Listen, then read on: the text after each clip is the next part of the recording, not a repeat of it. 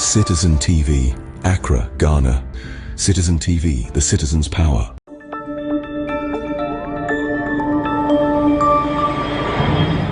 Citizen TV, Accra, Ghana. Citizen TV, the citizen's power.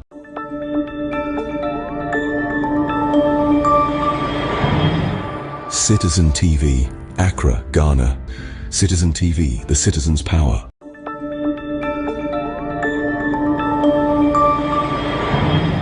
Citizen TV, Accra, Ghana. Citizen TV, the citizen's power.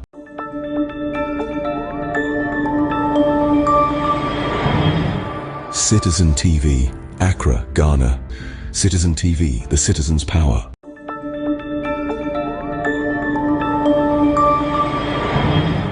Citizen TV, Accra, Ghana. Citizen TV, the citizen's power.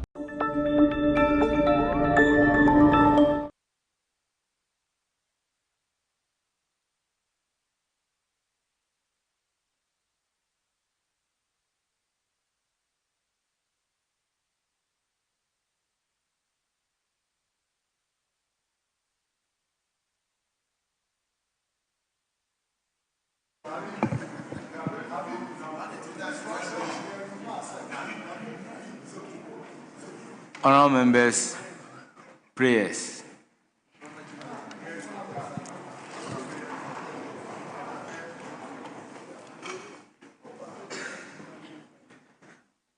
Almighty God, we humbly beseech thee to look with favor upon this Parliament of the Republic of Ghana.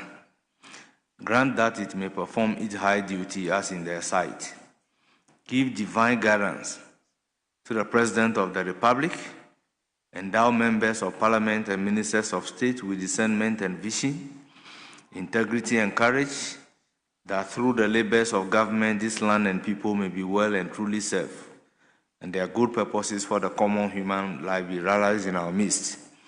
O God, grant us a vision of our country, fair as it might be, a country of righteousness, where none shall wrong his neighbor, a country of plenty, where evil and poverty shall be done away with, a country of brotherhood, where all success shall be founded on service, and honor shall be given to the deserving, a country of peace, where government shall rest on the will of the people and the love for the common good. Bless the effort of those who struggle to make this vision a living reality. Inspire and strengthen our people, that they may give time, thought, and sacrifice to speed the day of the coming beauty of Ghana and Africa. Amen.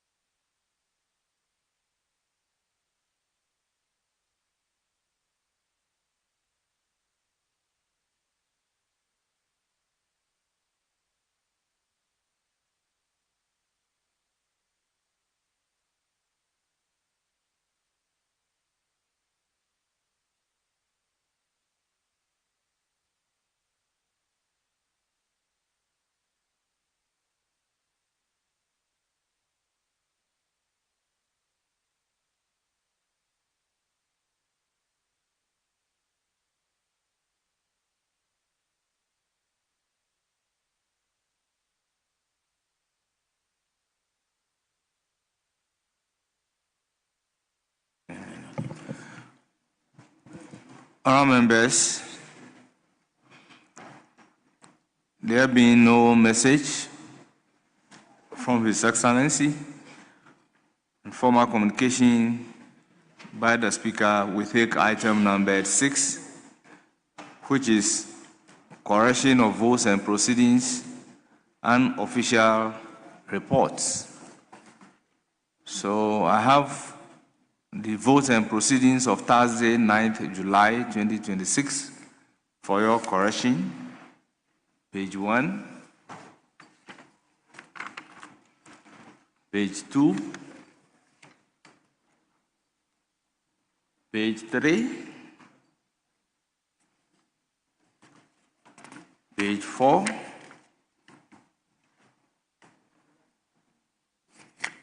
Page 5. Yes. Thank you, Mr. Speaker, for the opportunity. Mr. Speaker, page 6. We are now Item at 4. We are now at page 5. So let's move to page 6. You still have the floor. Page 6, you have the floor. Thank you. Page 6, item 4. Another 4, Erica from Memphis West, has been marked absent. I was in the chamber last Thursday. Thank you. Very well. Table office, kindly take note. Page 7. Yes? Meeting. Since I was marked absent. Very well. Table office, take notes. Gomado Yao, engineer. Very well. Page 7. Page 8. Page 9. Yes. Thank you. Page 9, 8, AIV. Report of the Auditor General Management and Utilization of the Common Fund. The spelling for utilization is in error. So if table office can take note and correct it. I thank you, Mr. Speaker. Thank you very much. Table office, kindly take note. Page 10. Page 11. Page 12. Page 13. Page 14. And page 15. Honourable members, the business statement as corrected is hereby adopted as the true record of proceedings. Now let's turn to the official. Yes. Oh. The vote and proceedings of Thursday, 9th July 2026 is hereby adopted as the true record of proceedings. Let's turn to the official reports of Thursday, 2nd July 2026. Honourable members, is for your correction. Yes. Speaker, I'm so grateful for the opportunity. Speaker, with the greatest respect, may I invite you to column 112, the very last paragraph. The member for Wejagbawi, the Honorable Jerry Ahmed, is the second deputy minority whip. It's not the second deputy minority chief whip. Thank you. Very well. Table office, kindly take note. Any further correction?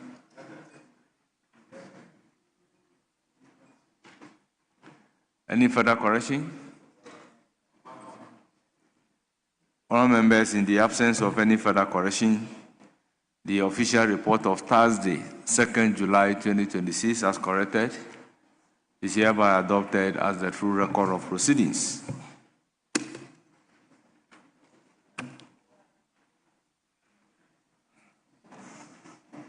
Yes, available leader.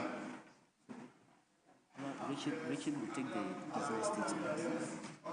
Richard. So we can be acknowledging the visitors now. Honourable members, I crave your indulgence to acknowledge the presence of our revered visitors.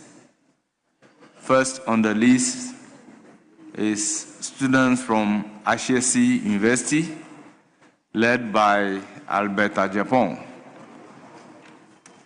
He is a lecturer, and they are from Akuapem South constituency, they numbered 63. We also have Conference of Heads of Basic Schools,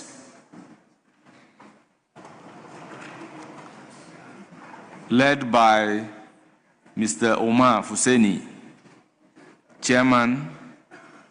They are from Sunyani East. They numbered 49. Honorable Member for Sunyani East, are you in the house?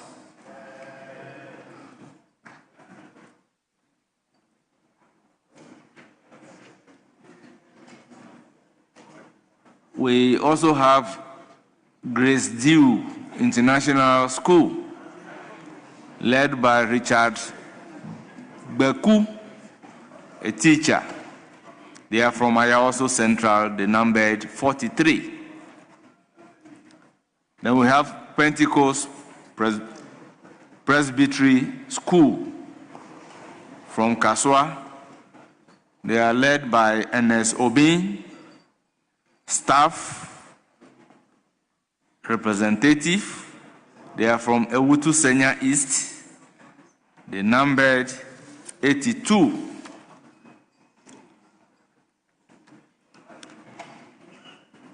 Then we have A.E. Kus Enima, led by Maxwell K. Asampana, a leader. They are from Kede, they numbered 7. We also have Bright International School, led by Azik Tete Amano, a teacher. They are from New Joben South. They numbered 70. Honorable members, on your behalf, I welcome our revered students and leaders to Parliament of the Republic of Ghana and urge them to have a fruitful visit. Once again, you are welcome and thank you for coming to visit us. Yes, available leader. Mr. Speaker, thank you very much. Mr. Speaker, I want to take the business statement. The chairman of the committee is seriously engaged. So if my colleague will allow me to do the presentation for and on his behalf. Yes, Minority Chief Whip. Speaker, he may proceed. Item number 7, business statement for the 9th week by Honorable Richard Achampong for the chairman of the Business Committee. Mr. Speaker, thank you once again. Mr. Speaker, the committee met today, Tuesday, 14th July 2026, and arranged business of the House for the 9th week, ending Friday, 17th July 2026. Mr. Speaker, the committee accordingly submits its report as follows. Item 2, arrangement of business. Formal communication by the Speaker. Mr. Speaker, you may read any available communication to the House. B, questions. In all, we've programmed 27 questions, 2 from Minister for Youth Development and Empowerment, 6 Minister for Communication, Digital Technology and Innovation, 3 the Governor of Bank of Ghana, 11 Minister for Energy and Grid Transition, 2 Minister for Foreign Affairs, and 3 Minister for Transport. Mr. Speaker, in all, 5 ministers and Governor of the Bank of Ghana are expected to attend upon the House to respond to 27 questions during the week. We have 2 urgent questions and 25 oral questions. Statements. Mr. Speaker, pursuant to Order 91-2, Ministers of State may be permitted to make statements on government policy. You may also admit statements by members in accordance with Order 93. Both papers and reports. Mr. Speaker, in accordance with Order 159, those may be presented to the House for first reading. However, for those urgent nature may be taken through the various stages in a day in accordance with Order 160. Pursuant to Order 97, Mr. Speaker, papers may be laid during the week. Reports from committees may also be presented to the House for consideration. Motions and then resolutions may be also taken. So, Mr. Speaker, referrals at committee level, pursuant to Order 2674, the committee once again has attached to the business statement the list of pending referrals at committee for attention of leadership of respective committees. Currently, the total of 405 referrals have been assigned to 26 committees for consideration and report to the House. Conclusion. Mr. Speaker, in accordance with Order 2162 and subject to Order 67, the committee submits to the House the order in which the business of the House shall be taken during the week. I thank you very much, Mr. Speaker. Honourable members, that's the business statement ably presented. The floor is now open for comment on the business statement. Yes, Honourable Asafoye. Thank you very much, Mr. Speaker. Mr. Speaker, I want to thank the committee for a good job done. Mr. Speaker, my first point, when you look at page 8, the draft questions or the itemized questions for foreign affairs is 3. Mr. 608, 609, and 825. But Mr. Speaker, it appears as though they have only numbered 2 questions for the Foreign Affairs Minister. I don't know if the correction will be made or one question is the wrong question. I don't know. That's number one. Mr. Speaker, my next point is this is about the 6th time or 5th time we are having the question for Foreign Affairs Minister, this particular or same question being repeated or captured on the business statement. I don't know what is happening with the minister. It appears as though since the very first day, this question has been appearing and reappearing and reappearing and reappearing, but the minister hasn't made any effort to appear to answer the questions. And most of the time, the Speaker, when it happens like that, the potency of the question or the timeline of the question, dies down. And then by the time the minister gets here, there is no point in responding to the issue again because it's long past. The last one, the Speaker, has to do with the guidelines that were set here for statements to be admitted. The Speaker, the majority leader gave a clear timeline or guideline for the statement, 2 pages, even font size, spacing, and all that.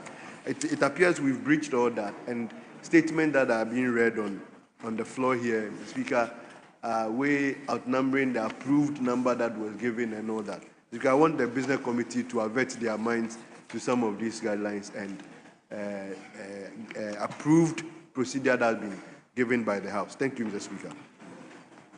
Very well. Honourable members, once we agree, that one, I won't leave it for the presenter of the business statement. Once we agree that if the statement brought to me for admission is not in conformity with the form and the page, that statement should be disallowed. Then I'll religiously police that and ensure that it is done.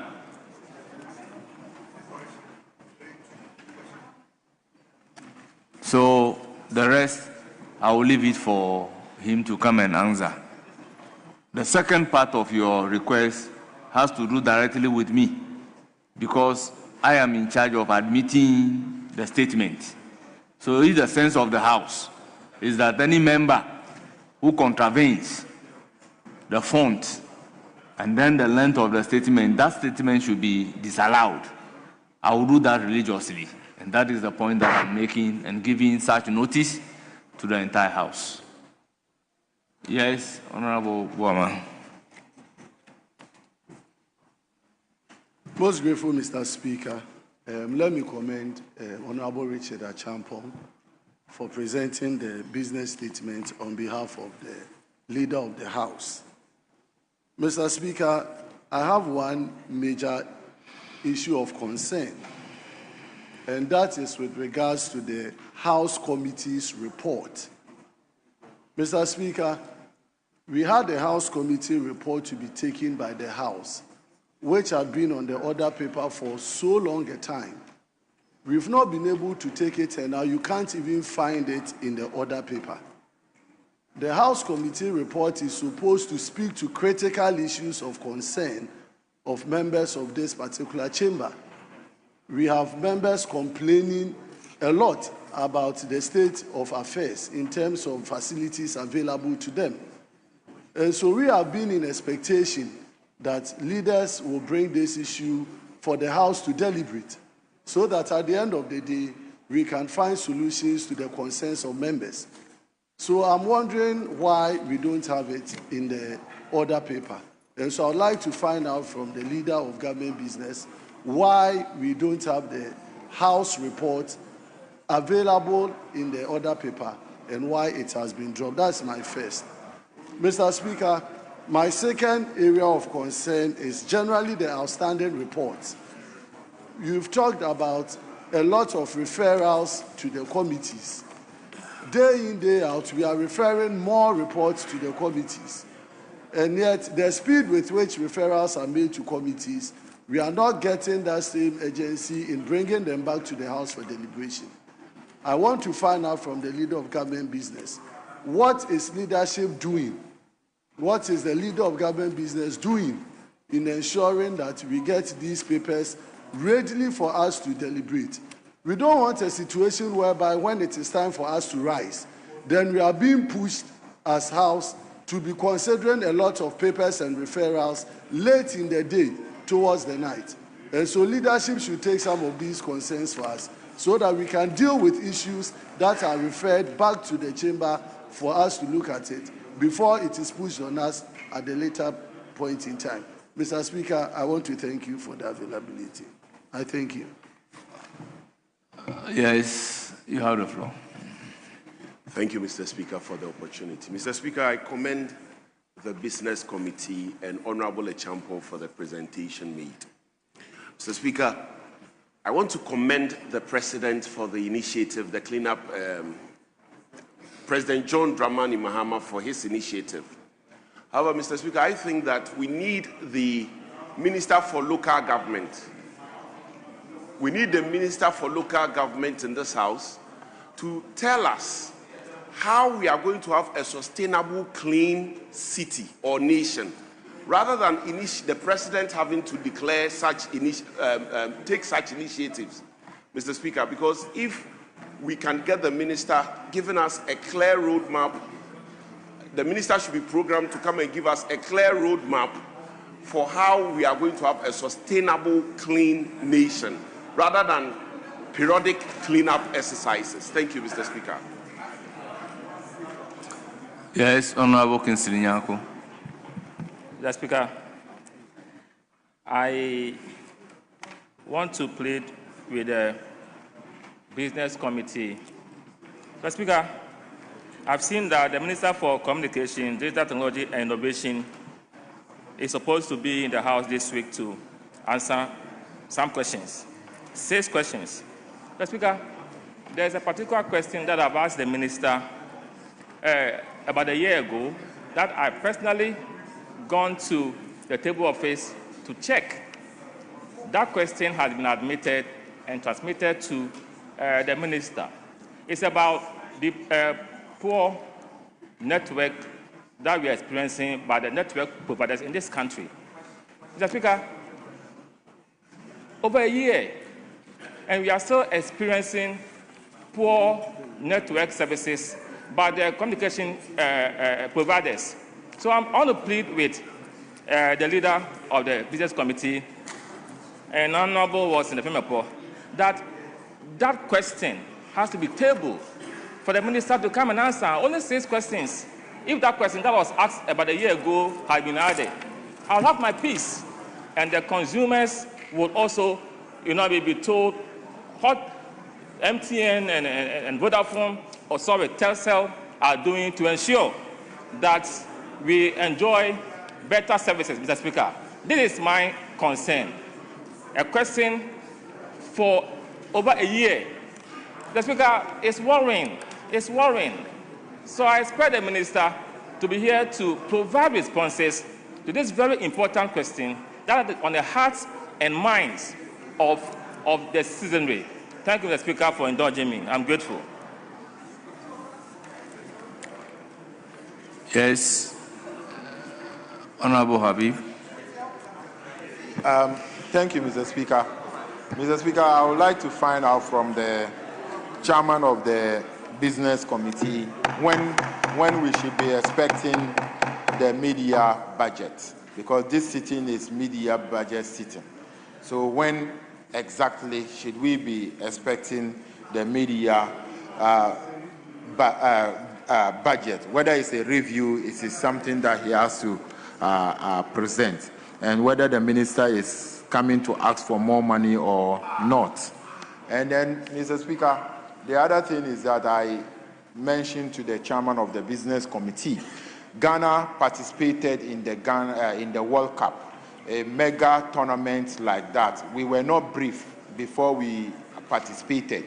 Now we exited the tournament, and the minister haven't briefed us. So if you can schedule the minister to appear before us, and then he can be able to brief us at least what happened, because there are a lot of things that is going on.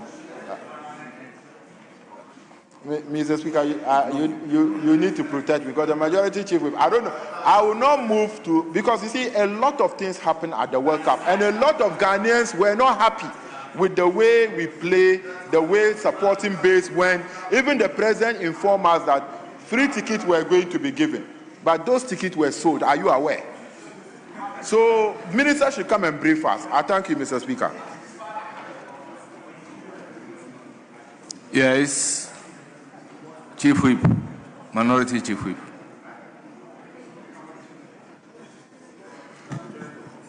Yeah, Speaker,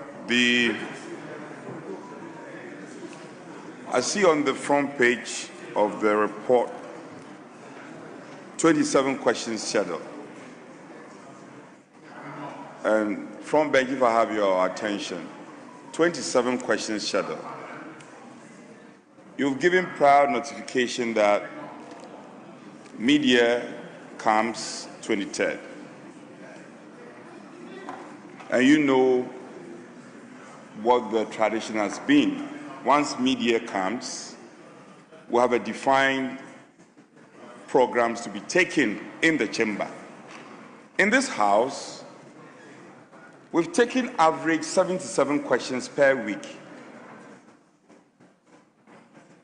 I don't accept why we have only 27 questions, especially where we have a number of questions already pending, a number of them pending. If these questions are not taken, they will lose their usefulness. As because the orders permit the chair of the business committee to present supplementary statement. So I humbly want to suggest to Chief, when you are here, take notice, report to your boss. This is not acceptable. 27 questions is not acceptable. Out of the lot, we can't accept 27 questions. And these ministers, they won't come to the house and answer questions, and all these questions are still pending. So 27, I'm saying, well, that's fine. So I'm saying that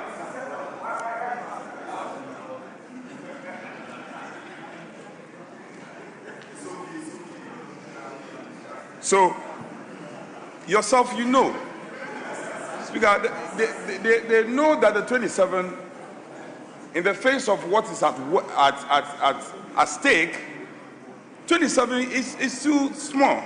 Let's get serious. The people of this country are watching us. Out of the lot, over 200 questions, and you are advertising and scheduling only 27. You must be having reasons why you are scheduling on the 27th. So I don't agree with you, and we can do better. Speaker, I want to make that suggestion strongly to the House that we cannot accept 27 questions for the entire week. That cannot be.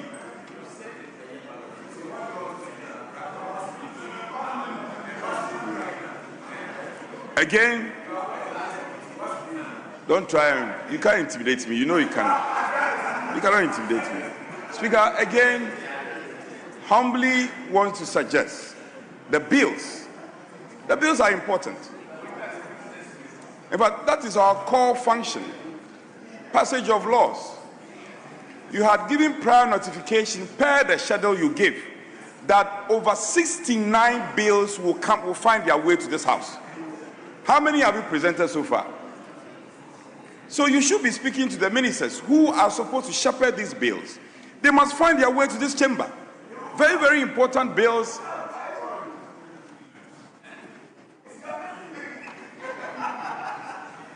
Speaker, these are very important bills. They are very, very important. I don't want to go through the litany of bills that are pending. So, Majority Leader, Deputy Leader, you are here. You should pass this message on. When, in our other world, when we were here, we often have a prior meeting with the ministers. And I am aware you've also taken a cue from those actions. You should be engaging the ministers to come and shepherd their bills. It's very disappointing. Let me conclude on referrals.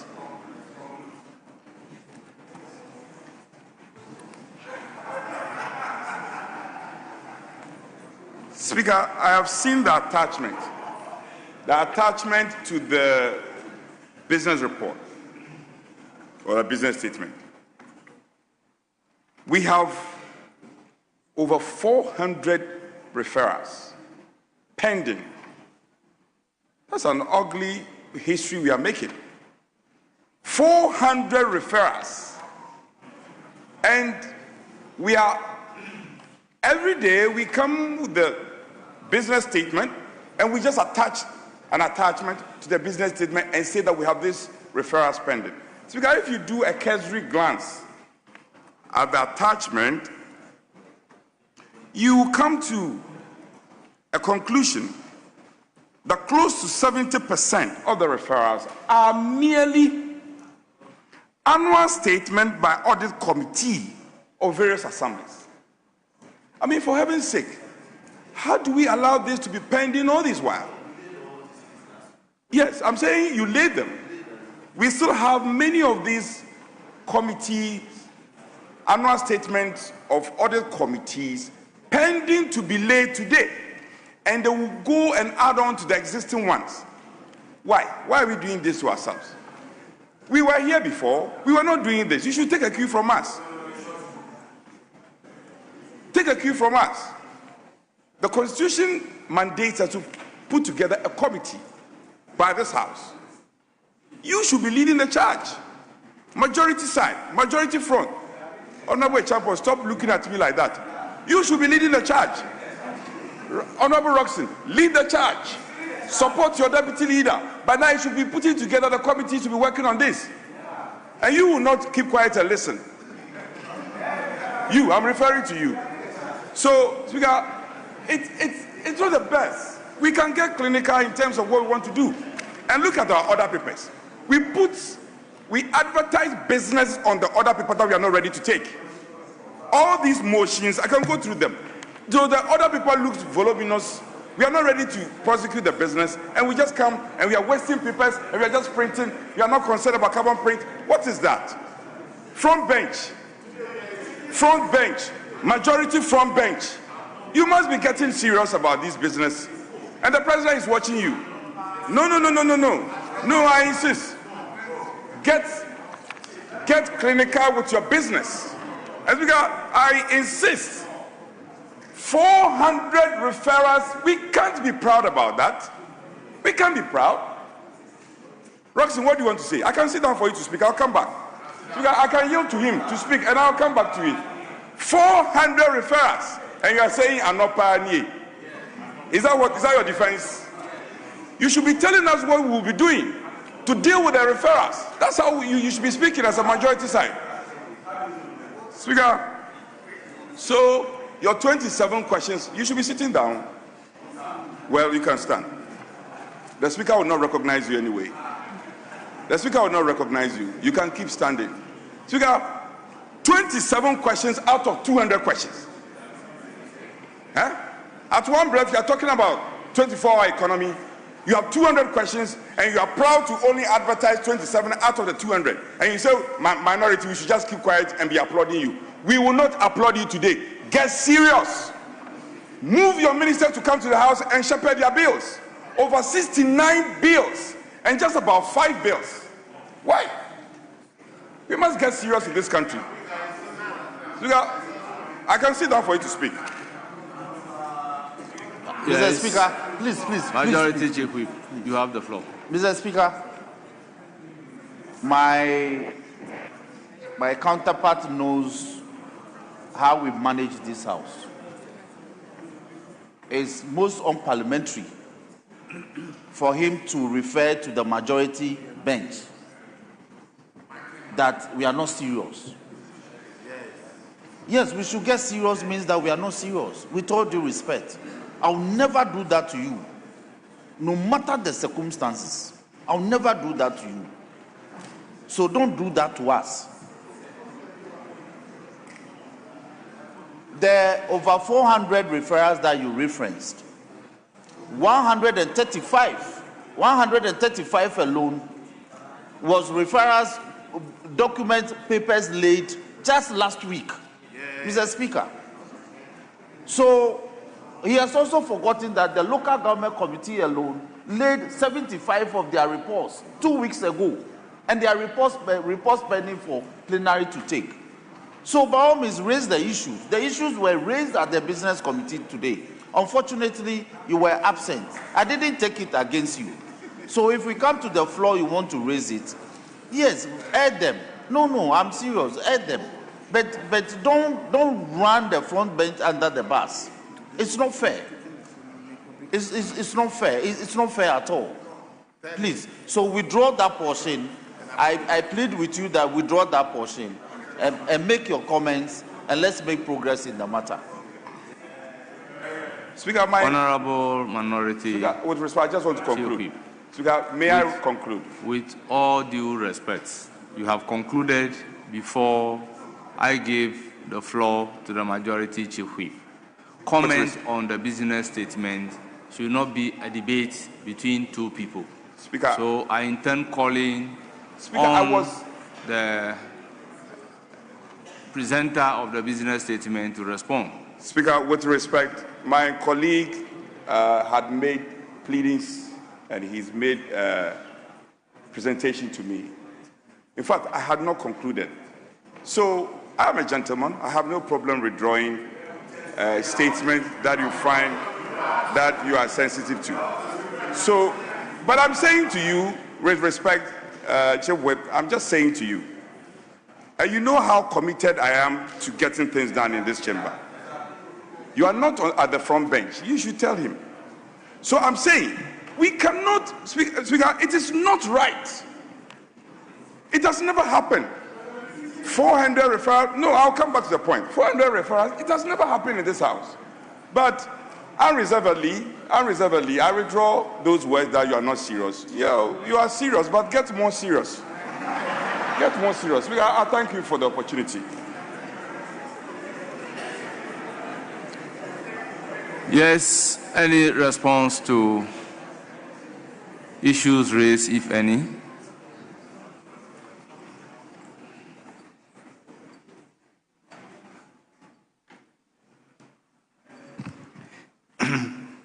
Thank you, Mr. Speaker. Mr. Speaker, the issues as I captured here, I'll start from the bottom. I think a lot has been said by the Chief Whip on the issue to do with the referrals. In fact, there are quite a number of referrals out there, but we've also come to realize that some of these referrals have already been looked at and reports have been submitted. In fact, as the Chief Whip was saying, local government alone did about 77 reports, and there were many others. My honorable brother did not take out those reports that have been submitted here. He just gave the previous number, I believe. But it has come down. I do agree with you that a lot of work needs to be done, and then it needs to be sanitized as well, because we have stood here many a times where people will say that reports have been worked on and therefore should not be put here as a referral. That cleanup is ongoing. I'm working from backwards to the beginning. I mean, the issue of World Cup, I think the World Cup is still ongoing, and I do believe that in the next few days or so, the World Cup will come to an end, and the minister will definitely be here to give a report on the World Cup in terms of Ghana's entry and then exit and performance. On the issue of the media review, the date is Thursday, the 23rd of July. That is when the finance minister will come here to present the media review. As to whether it is statement or what have you, that is in the hands of the finance minister, and I cannot preempt that. I think the House report, my understanding is that it will be taken before we actually rise, and because of some peculiarities of the reports, it's been scheduled to be taken before we rise. The issue of admissibility of questions, I think I do agree that we have a lot of questions out there, and we have requested various ministers to come here to answer questions, but unfortunately, for the foreign minister, for instance, he lives out of a suitcase more or less, so it's been difficult to get some of them to come here and answer the questions, which we are working on. I think some of the issues that have been raised here, even by the very people who attended the business committee meeting, were issues that were discussed. But then, of course, the issue of politics will also have to play its role. So those questions or those issues have been raised here. Mr. Speaker, I think these are the number of issues that I captured. If I've left anything out, I stand to be reminded to answer that. Thank you. Yes, Minority Leader.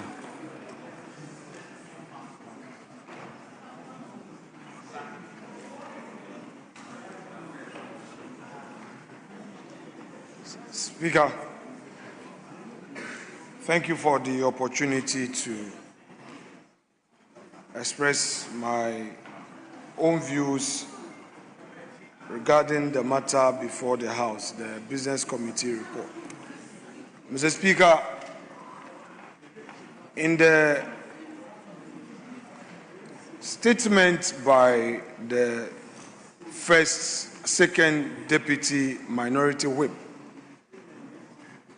we did not hear anything about the Minister of Works and Water Resources coming to this House to brief us on any policy of government on sanitation. Mr. Speaker, you may recall that the Minister of Interior, when he made a statement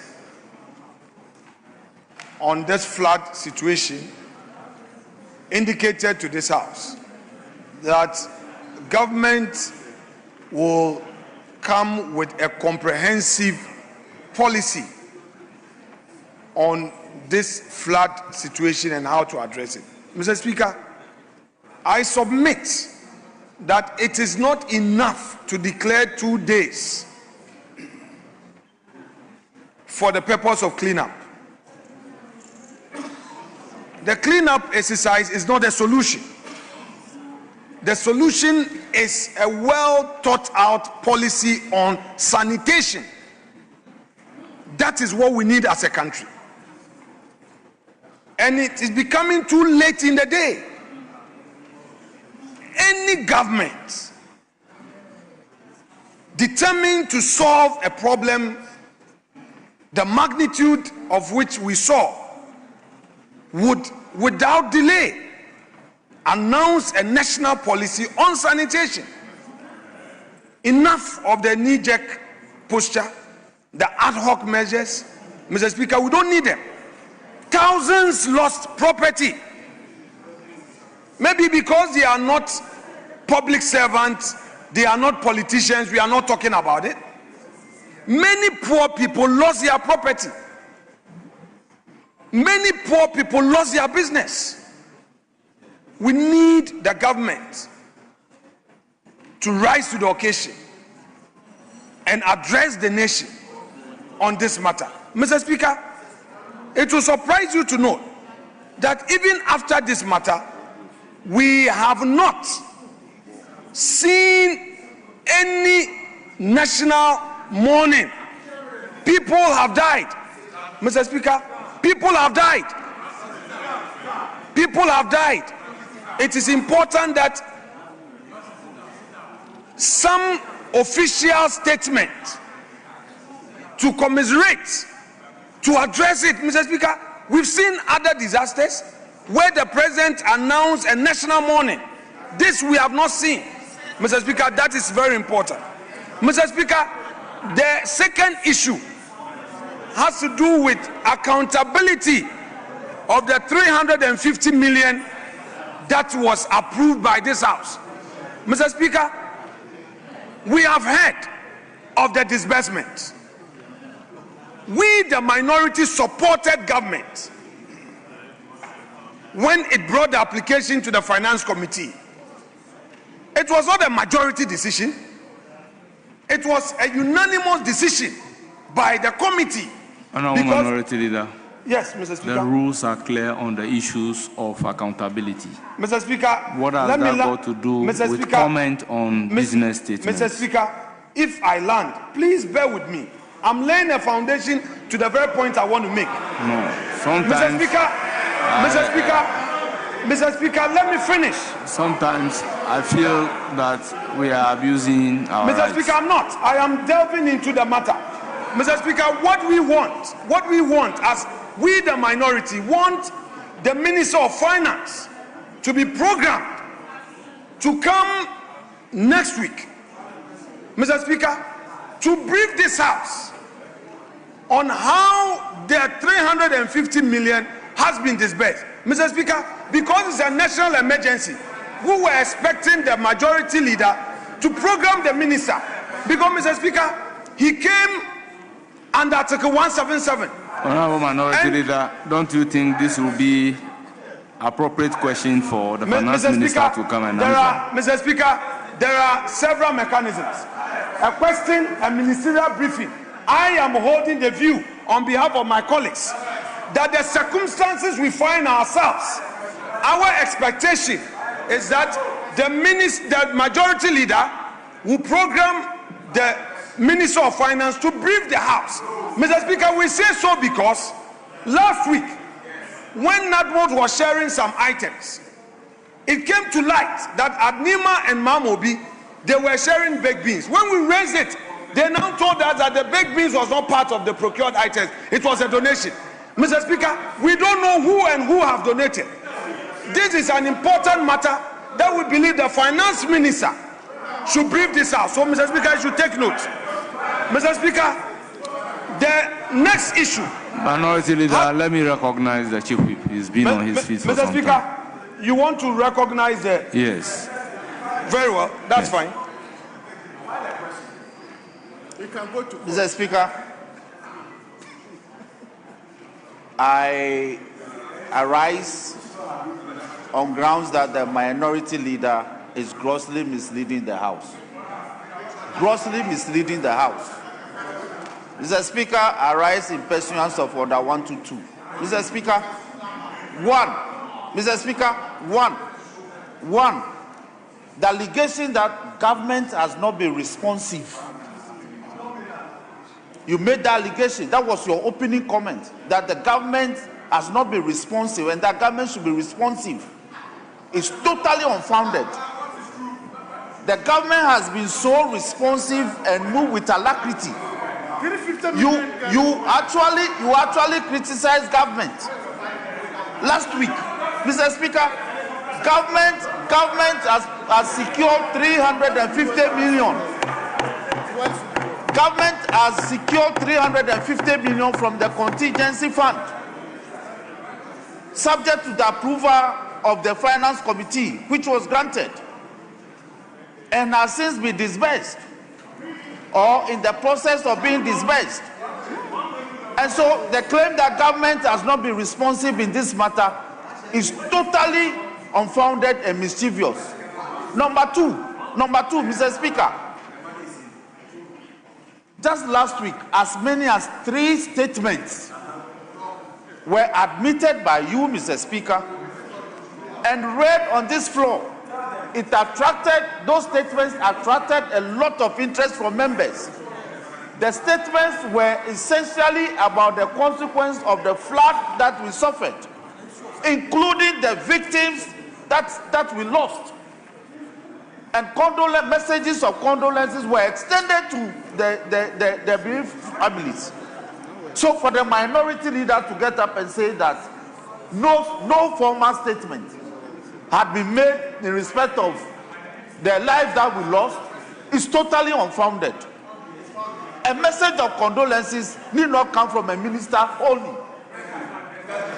So this sort of politics must stop. Mr. Speaker, number three, the minority leader is on his feet and talking about procurement in terms of emergency. Is this the first time we had an emergency? During COVID and during the drought that we experienced in the north when you were in government, you got funding also from the contingency fund. Did you come to brief this house about procurement? Did you? So please, we have been here for some time, so don't get up and say things and you think that the record will bear you tomorrow. Speaker, I urge that the portions of his comments regarding this matter be expunged. Yes, Minority Leader. Mr. Speaker, the point that was raised by the Majority Chief Whip, which makes direct reference to my leadership then as a Majority Leader. Mr. Speaker, may I remind him that on the matter of the dry spell, the respected Minister of Agric, Brian Achampon, as he then was, briefed this House. I was a leader of government business. Mr. Speaker, the minority requested for a breakdown of all procurement, and he did. It is part of the records of the House. Mr. Speaker, two,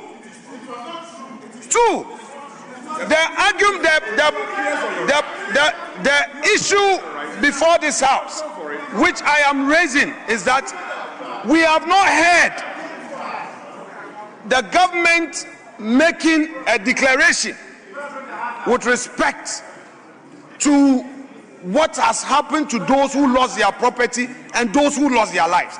And I am calling on leader of government business to brief this House on steps being taken. I'm not making an allegation. I'm using language, attention to be paid to language, that he should brief this House on what steps government is taking, Mr. Speaker. In other disasters, we heard of national mourning, 3 days of national mourning.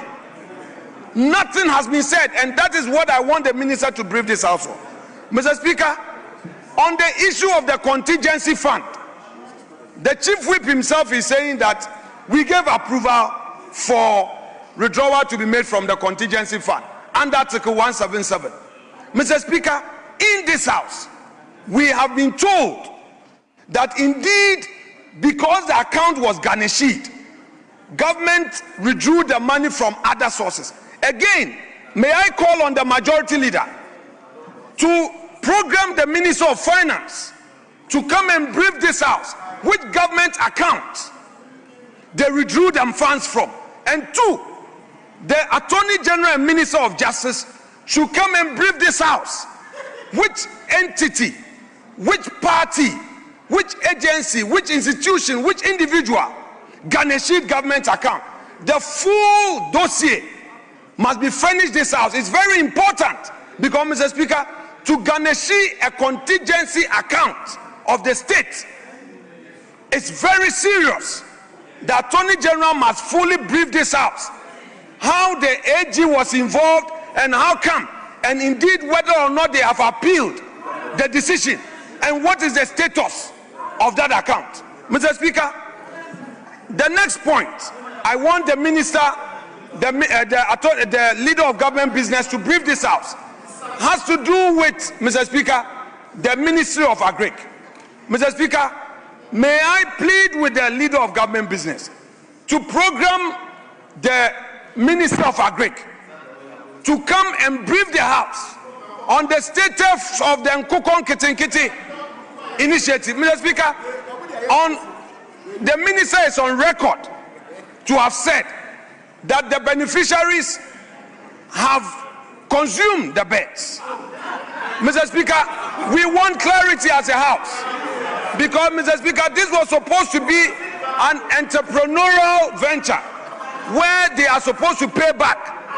May we know the status of it, Mr. Speaker. And finally, Mr. Speaker, finally, yes, this one. Mr.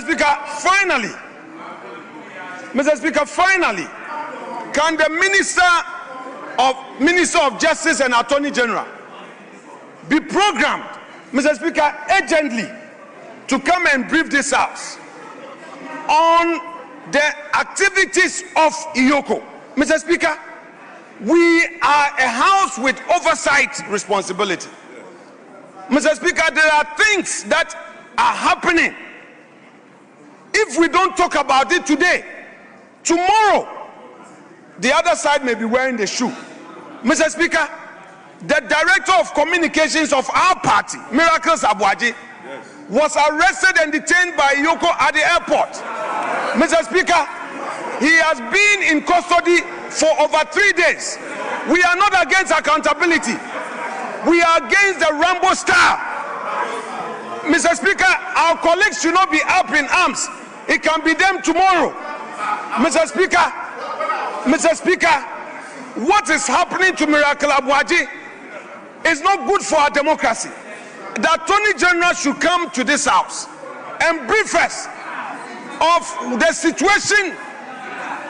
The IYOCO will arrest people if the person was in the country, has traveled, he's coming, then in a Rambo style, he's arrested. Mr. Speaker, at the airport, detained for over 3 days. Mr. Speaker, and now they are demanding properties worth 55 million cedis before he's granted bail. Let's be careful, my dear political colleagues. Let's be careful, Ghanaian political leaders. It can be somebody today. There is an election ahead. You can never tell. Don't let us encourage some of these excesses. And when we talk about it, don't look at it with a partisan lens. It can be you. Today, we hear what is happening at Gold Board. There are all manner of allegations at Gold Board. We know all manner of allegations in various state institutions. You are also in charge of the coffers. You are in charge of the purse. Be careful. Don't ask somebody. He has a wife and children. Already the man was affected by the flood. He lost everything. He's already traumatized. Miracles Abuaji is already traumatized because of the flood. Then to worsen it, you detain him for 3 days and you say if he wants his freedom, he should bring properties worth 50 million cedis. How do you do this? And this is not something that must attract a partisan reaction. It is a human rights issue. The Attorney General must come to this house and brief us on what is happening, Mr. Speaker, is not good for the politics of our country. Some of my colleagues here, Mr. Speaker, sometimes when they speak on critical issues, they get invitation to Iyoko, to BNI, and all of that. We've kept quiet about it. Now it has gotten to our party executives. We shouldn't do this to ourselves. Mr. Speaker, we shouldn't do this to ourselves. Iyoko can investigate. Honorable Minority Mr. Leader. Speaker, let me conclude on it. Please conclude. I'm concluding on it. Mr. Speaker, Iyoko can investigate. Iyoko can do it work with a human face. An invitation to Miracles Abuaji to appear before Iyoko would have solved everything. In any event, the man was already attending upon them. Anytime they invited him, he was there. Why the Rambo star? Our friends opposition should not be happy. Because, you see, Mr. Speaker, not long ago, I was there. And some of them, when they cried upon some of us, we listened and we stopped some excesses. Honorable Minority So we'll Leader. keep quiet. Please land safely. Mr. Speaker, I'm landing. Miracles Abuaji deserve justice. The country must not shut its eyes on the excesses by Iyoko. And Majority Leader, please program the Attorney General to come before this House and address us on what is happening at Iyoko. The human rights abuses, we will not take it as a House.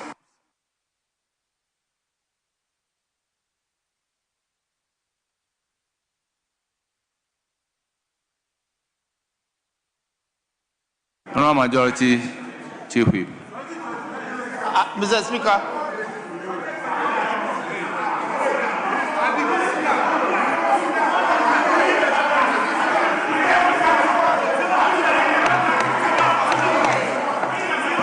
I call on Majority Chief Whip, Honorable Habib, please resume your seat. Why?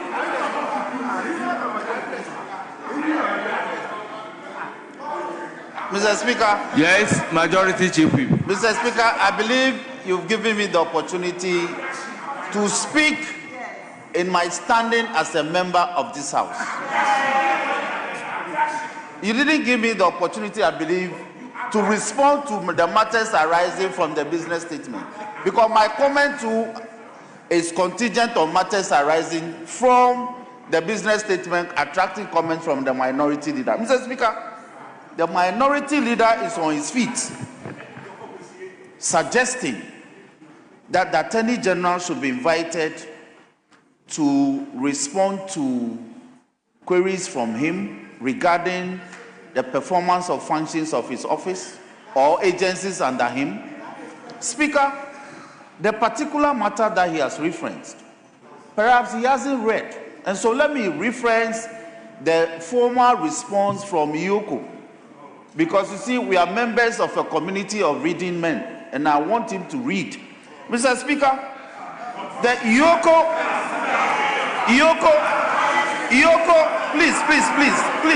please. Mr. Speaker, Iyoko had this to say. Mr. Speaker,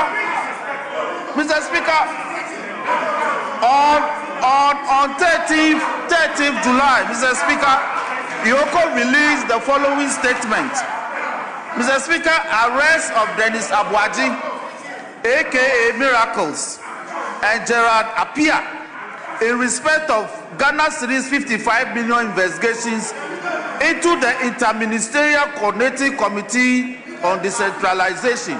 Mr. Speaker, Iyoko says that the Economic and Organized Crime Office wishes to inform the general public that it has arrested Mr. Dennis Edward Abuaji, former Executive Secretary of the Interministerial Coordinating Committee on Decentralization, in connection with ongoing, Mr. Speaker, ongoing investigations into alleged financial and procurement-related irregularities at the Secretariat.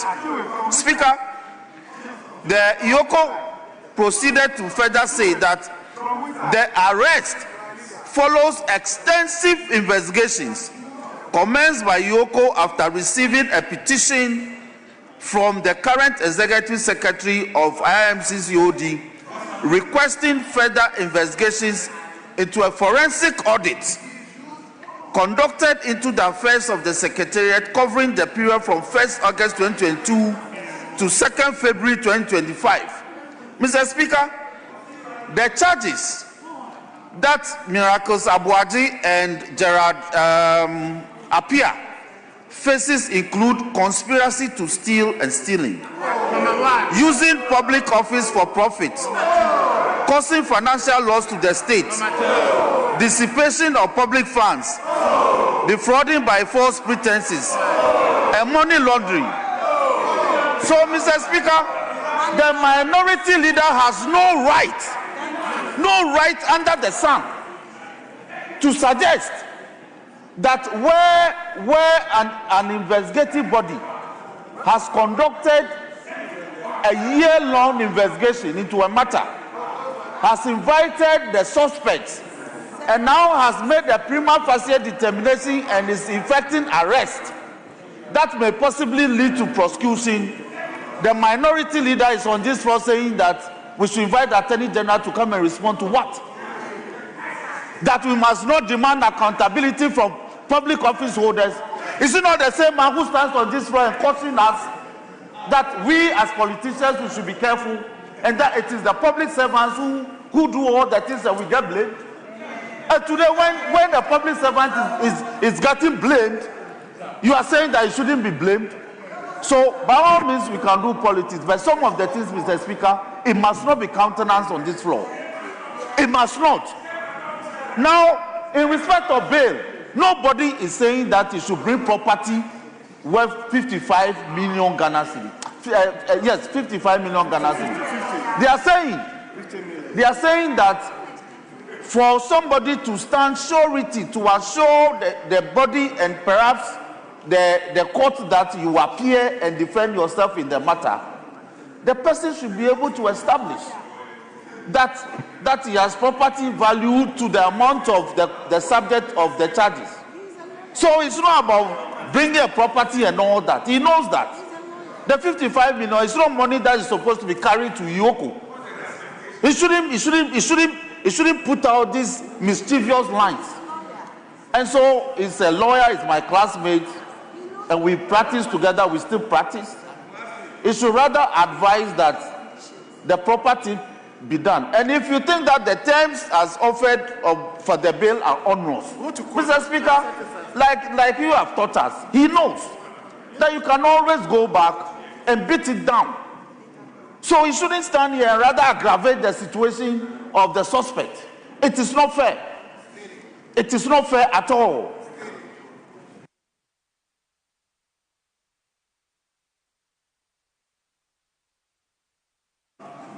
Yes. Mr. Speaker, I think that the majority chief whip has every right to respond to me if that is his pleasure. But in so doing, much as he himself always admonish others on language use, he has to be measured. You cannot question somebody merely because you disagree with him and you say he has not read. Mr. Speaker, I take serious exception to that statement from him. Mr. Speaker, in the list, Mr. Speaker, in the list, I'm a senior in this house. In the list, I'm a senior in this house. And our practice and conventions and the values of this house require that you extend courtesy to your senior. Mr. Speaker, is the reason why we accord you every respect, because you are the presiding officer. When you say we should resume our seat, we are obliged to resume, even where we disagree with you. Mr. Speaker, those offensive words, I know he's a gentleman. If he's minded, he should withdraw them. If he's minded, I have never hesitated. I have never hesitated. Any day when I am required to withdraw, I do so. Mr. Speaker, the issue I raised, the burden of my submission, had to do with the excesses of Yoko's actions.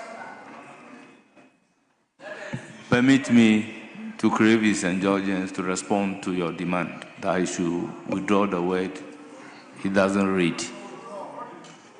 Speaker, I have due regard for my leader.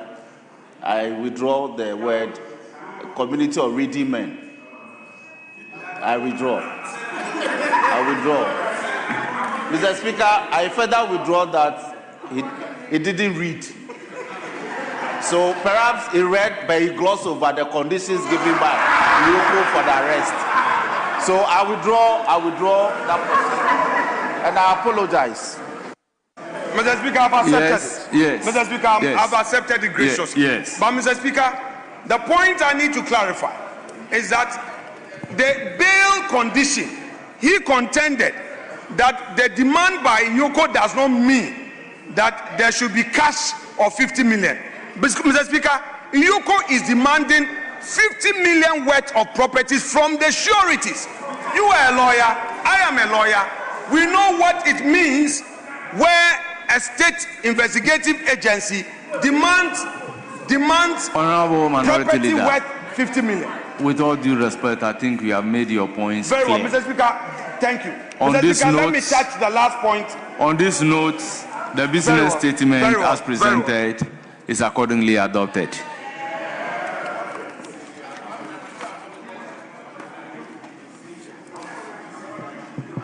Honourable members, once again, let me acknowledge the presence of a delegation from the National Assembly of the Republic of Namibia to the Parliament of the Republic of Ghana from 13th to 17th July 2026. Honourable members, they are here to hold interactive sessions with the leadership of the Business Committee, the minority and majority caucuses. They would also meet with some senior procedural officers of the parliamentary service during their study visit. Our visitors are Honorable Catamelo Widow Philippus, Honorable Matthias Sipipa Imbudu, Honorable Veino Tuhafeni Hangula, Honorable David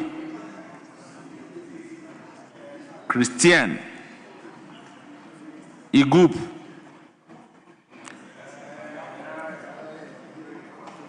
Honorable Evilastus Caronda, Honorable Henrik Liwela Likando, Honorable Ambrosius Kumbua, Honorable Nico Someib, Honorable Mr. Oscar Muyatwa, Mr. Resto T. Nakanyala, Mr. Esau Mbako, and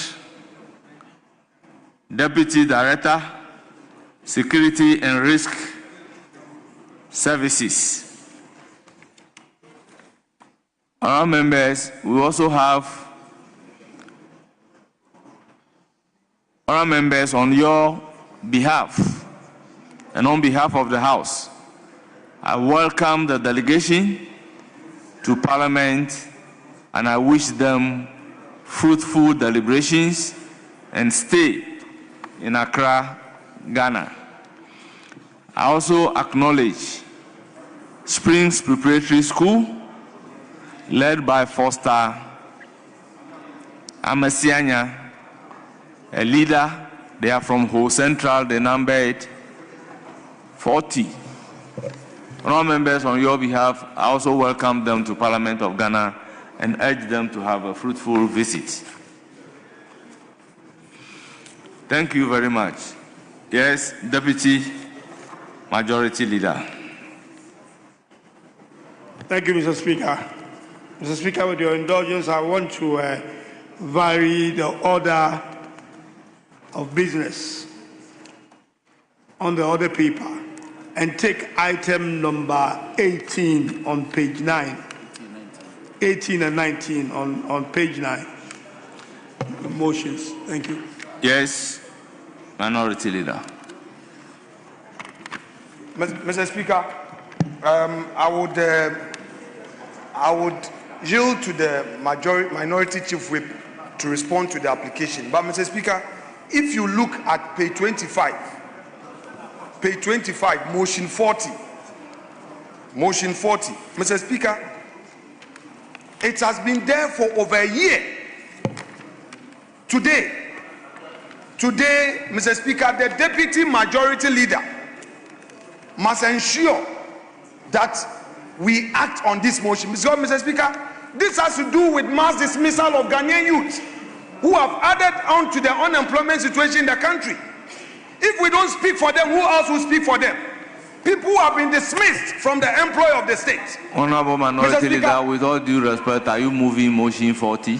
Mr. Speaker, the motion 40 has already been moved, seconded by Honourable Kojo Oppong-Nkrumah, and Mr. Speaker, the Majority Chief Whip. The Majority Chief Whip was the first person to have a bite at the dispatch box for his side. Mr. Speaker, we need to conclude on the debate. The last time at the conclave, the understanding, Mr. Speaker, let me finish. The last time at conclave, the understanding was that if Mr. Speaker is unavoidably absent, since we have electronical ways of getting the record, you can preside and hear the argument so that, Mr. Speaker, he himself will now do the ruling. Mr. Speaker, he does, yes, we discussed this at conclave, that since it was becoming difficult for him to preside personally, then any other deputy speaker can preside, then electronically the argument will be ferried to him so that he can make ruling. Mr. Speaker, people have lost their jobs for almost 2 years. If the House of Parliament cannot discuss this matter, then when can we discuss it? With all due respect, you know certainly we cannot proceed on that Mr. matter. Speaker, if you rule, I will yield to you. Except that you want me to rule on it. No, not at all, Mr. Speaker. After hearing the two of you, you want me to rule on it. No, Mr. Speaker, I'm likely to take that motion. Very well. Mr. Speaker, I'm enjoying your smiles, very infectious smiles. So let me hear the Minority Chief Whip on the application. Mr. Speaker, you will hear him. Yes. But I would want to conclude by saying that I am yielding to you rather reluctantly because, Mr. Speaker, procedurally, once you have ruled, I'm supposed to yield. But, Mr. Speaker, the important matter, the question for the majority, a question that should prickle their conscience, your conscience, I mean, it should prick your conscience, is that are you watching the thousands who lost their jobs because you are not cooperating for us to resolve this unemployment situation? Thousands were dismissed. Honourable Minority Leader, I'm holding it in order not to say what you wouldn't want me to say.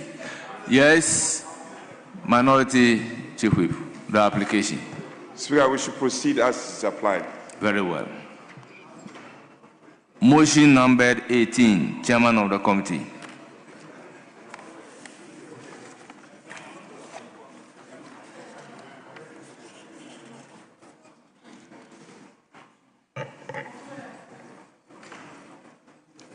Thank you very much, Mr. Speaker. Mr. Speaker, I beg to move that this Honourable House adopts the reports of the Public Accounts Committee of the performance audit report of the Auditor General on the procurement and maintenance of medical equipment in teaching hospitals. Mr. Speaker, this report was laid in the House on the 3rd of July 2025 in accordance with Article 1875 of the Constitution. Pursuant to Order 2293, the report was referred to the Public Accounts Committee for examination and report to the House. Mr. Speaker, pursuant to Order 2294 of the Standing Orders, the Honorable Ranking Member, Mr. Samuel Atta Mills, chaired the consideration of the report for the period ending 2024, which relates to the period when my government was in administration, or when the chairperson's government was in administration.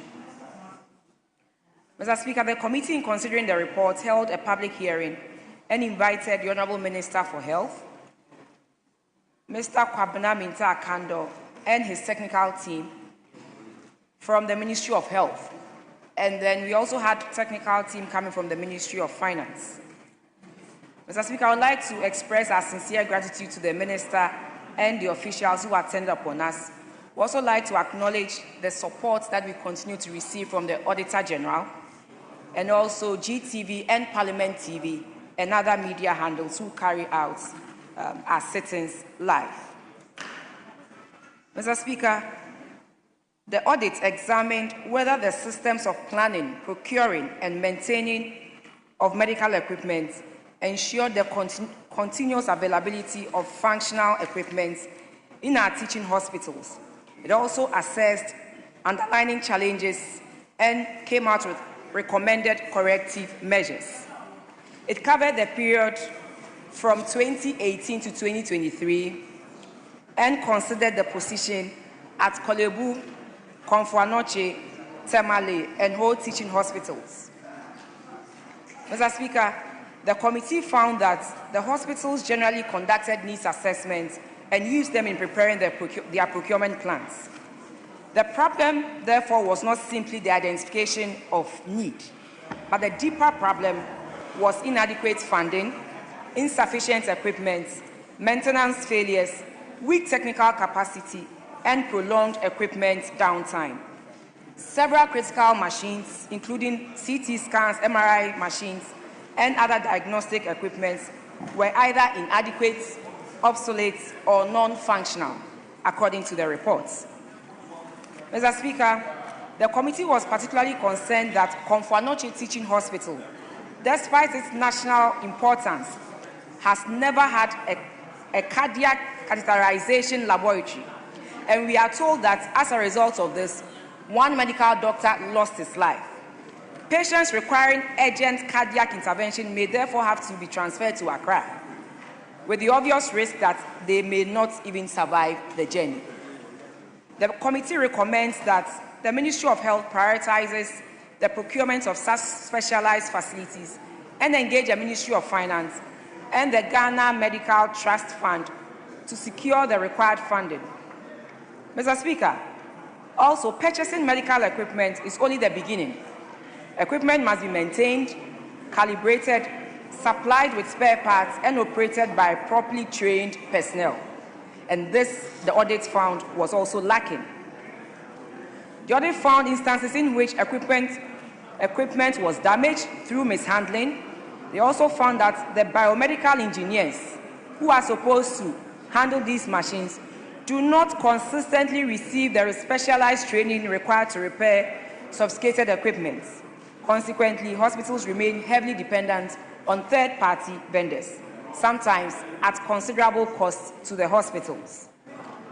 Biomedical engineering units also lack workshops, calibration equipment, specialized tools, and other basic logistics. Mr. Speaker, in some facilities, engineers had to borrow tools or outsource repairs, which could otherwise have been undertaken internally if they had these workshops available. Mr. Speaker, the committee therefore recommends a coordinated national retooling program for the teaching hospitals. It is not just a matter of putting it on paper and reading it out to citizens. What we want to see is for these equipment, these actions to be put to, we want to see these equipments so that citizens can benefit from the equipment. Mr. Speaker, we have heard that the Ghana Medical Trust Fund is supposed to support in that regard, but we haven't seen any concrete steps being taken by the Ghana Medical Trust Fund to do this. So the committee supports, Mr. Speaker, centralized procurement of high-value medical equipment, where this will achieve the standardization that is lacking. It will also achieve economies of scale and stronger contractual terms. Mr. Speaker, such procurement contracts must, 1, extend warranties, comprehensive maintenance and service agreements, assured availability of spare parts, and in-country technical support, hands-on training for biomedical engineers, as well as protection against the procurement of equipment which becomes prematurely obsolete. Mr. Speaker, you hear that maybe we got an equipment in a particular year, but then you go and look at the equipment, the fresh or the brand new equipment that we bought is, say, 10 or 15 years old. That is what we are talking about, that we should protect against the procurement of equipment which becomes prematurely obsolete in no time. The committee further recommends closer collaboration between the Ministry of Health, the teaching hospitals, and the Ghana Medical Trust Fund, so that their needs assessments are harmonized and scarce resources are directed to the most urgent needs. Mr. Speaker, where hospitals also lack the immediate capacity to maintain capital-intensive equipment, we believe that they can carefully structure outsourcing, leasing, or a PPP project. I remember very well that 37 used a PPP project to acquire the first MRI. It was 37 and the Fidelity Bank. I believe that if for any reason the hospitals are not able to maintain capital-intensive equipment, they are not able to buy these capital-intensive equipment, the Minister of Health, with the support of the Ministry of Finance, should give them that opportunity to go enter into a PPP to make these facilities or make these equipments available for use by citizens. Mr. Speaker, these arrangements must, however, protect the public interest and guarantee continuous service. A non-functional medical machine is not merely an idle public asset. It may mean a delayed diagnosis, a lost source of hospital revenue, or in the gravest concern, or in the gravest case, a loss of a human life. So, Mr. Speaker, on this note, I accordingly urge the House to adopt the report and its recommendations. Thank you very much, Mr. Speaker. Honourable members, any seconder of the motion? Mr. Speaker, I rise to second the motion. And in seconding the motion, a few comments on it. After this audit, there have been a few changes in the equipment situation. I know that last week the CAT lab at Akolebu was commissioned, and the ones in Tamale and Konfuanoche are being worked on. But this was a report at the time that we got, this was up to the year 2024. Situation seemed very grim. But I'm glad to say that improvements are going on, and we need to have these improvements so that people could go to our hospitals over here for cures instead of going outside the country to do it. I think most of if you look at the recommendation, let me move straight to the recommendation. It says over here that the committee noted that several hospitals outsource maintenance services at significant cost due to limited in-house capacity, inadequate tools, and weak logistical support for biomedical engineering units. This contributed to high levels of non-functional equipment and adversely affected service delivery, revenue generation, and professional training. And it says over here that in the interim, consistent with the models adopted by University of Ghana Medical Center in Eurocare, The committee supports outsourcing maintenance of capital-intensive equipment under favorable terms. The committee also recommends that the hospitals, through the Ministry of Health, embark on a comprehensive retooling program. And the final conclusion, the committee recommends to the House to adopt this report on the performance audit report of the Auditor General on the procurement and maintenance of medical equipment in the teaching hospitals and the recommendations made. Thank you very much, Mr. Speaker. Honourable members, motion moved and seconded. It is for the consideration of the House. Yes. Thank you very much, Mr. Speaker. Mr. Speaker, I rise to support this motion as moved by this Honourable House and to comment on the report of the Public Accounts Committee on the performance audit report of the Auditor General on the procurement and maintenance of medical equipment in teaching hospitals. Mr. Speaker, when the hospital management team appeared before the Public Accounts Committee, one striking thing throughout the various presentations was that as a country, we lack maintenance culture. I mean, there's a poor maintenance culture that runs through virtually all hospitals across our country. Mr. Speaker, and that is why it's important that as a country, we introduce a mandatory preventive maintenance schedules and annual maintenance audits for all the major medical equipment. It's a bit intriguing, Mr. Speaker, to find out that most of the medical equipment that we invest in have become obsolete. I mean, spare parts are not available.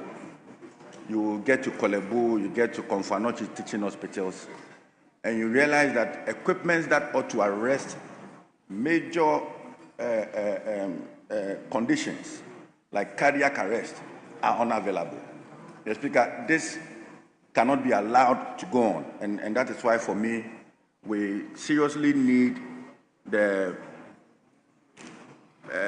mandatory preventive maintenance schedules and annual maintenance audits in our facilities. Mr. Speaker, one striking thing is that you can have these equipments, but personnel who manage these equipments, if they are not motivated enough, if their salaries are not streamlined, if they do not feel belong, would largely affect the operationalization of these equipments if we are to invest in them.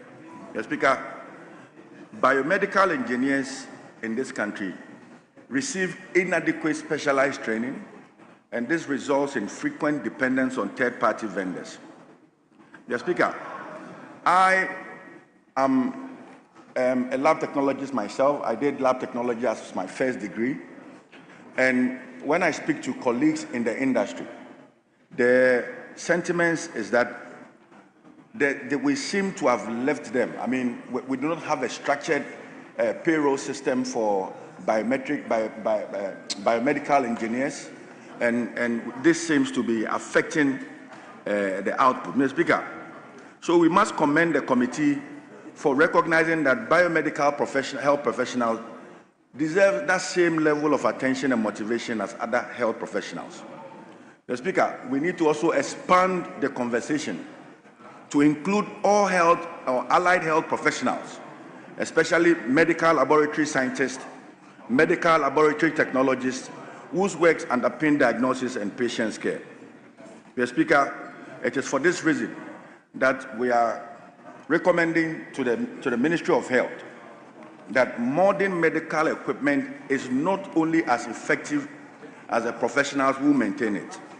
It's important that we highlight the need for equitable remuneration, noting the disparities in salaries and conditions of service affecting the morale and retention of skilled professionals. And it is for this reason that we are calling on the Ministry of Health, the Fair Wages and Salaries Commission, and the Ministry of Finance to engage allied health professional bodies to review their salary structures and career progression. That is the only way, Mr. Speaker, we can support this whole Mahama Cares program, getting an agency to be buying equipment and to support our various health facilities. If you invest in buying these equipment without the adequate training of personnel, biomedical engineers, Mr. Speaker, you have virtually done nothing, because in the next 2, 3, 4, 5 years to come, we'll still end up in this chamber commenting on the need to have a relook at how we manage and maintain our medical equipment. Mr. Speaker, with these few words, I want to ask this House to adopt the report ably moved by the chairperson for the committee. Thank you very much. Yes, Honorable Deputy Minister for Health. Yes, Richard Achampong. Mr. Speaker, the committee has 3 reports, and after that, we will do that of economy. So I just want to suggest that we'll do 3-3, so that we can take all Is that the agreement? Speaker, there is no disagreement to that. Very well. Honorable Deputy Minister for Health. Thank you, Mr. Speaker, for giving me this opportunity to comment on the committee's report. Mr. Speaker, in terms of equipment that were mentioned, the CT scans, the MRIs, the cardiac catheterization labs, Mr. Speaker, the ministry has taken this very seriously, and the government has also taken this matter rather seriously. Mr. Speaker, currently, as I speak, we have 3 cardiac catheterization centers that have already been, sod has already been cut, and projects are ongoing. There is one in Kwafanochi in Kumasi. There's a second one in Tamale that has already started. And only last Thursday, a cardiac catheterization lab has been commissioned at Kolebu Teaching Hospital. Mr. Speaker, it is not just a cardiac catheterization lab, but it is in fact a cardiac center. Mr. Speaker, the data shows that 43% of all mortalities in Ghana is coming from non-communicable diseases. And non-communicable diseases, mainly diabetes and high blood pressure. Some of these and most of them develop complications. So when they develop complications, they need rather critical care or rather high-level specialized equipment, and some of which we have the report has already discussed, like the MRIs and the CT scan. Mr. Speaker, Mahama Cares is supporting in furnishing the hospitals, especially the teaching hospitals, with these equipments. That is why we just commissioned one last Thursday at the Kolebu Teaching Hospital. Mr. Speaker, Mahama Cares is also supporting patients in terms of when patients get these diseases and they get complications out of it, they oftentimes have difficulty paying even for their hospital bills. So Mahama Cares is supporting the patient with funds. Mahama Cares is also looking at the people or the critical staff that will manage those high-level equipments. So Mahama Cares is currently supporting the training of high-level health workers to manage these sophisticated state-of-the-art equipment. Mr. Speaker, the government is also working with the Ghana College of Physicians and Surgeons to train specialists to come and support these centers and these equipments. Only 2 weeks ago, Mr. Speaker, we inaugurated 100 nurses that are now doing bachelor's degree in nursing in fields, sophisticated fields or critical care fields like emergency medicine, cardiology, nephrology, endocrinology, and critical care. These are the staff that are going to man these hospitals or these highly sophisticated equipment or these highly sophisticated units in our hospitals. Mahama Cares is also working on research so that everything we do will be research-based and will be evidence-based. so that the 43% of all deaths in Ghana will be reduced. Hopefully by next year, we will be at 30-something rather than 43%. Mr. Speaker, when it comes to the health workforce, which the report has also flagged, and my colleague on the other side has also flagged, Mr. Speaker, the health workforce has been a very dicey situation because we inherited a huge backlog of health workforce.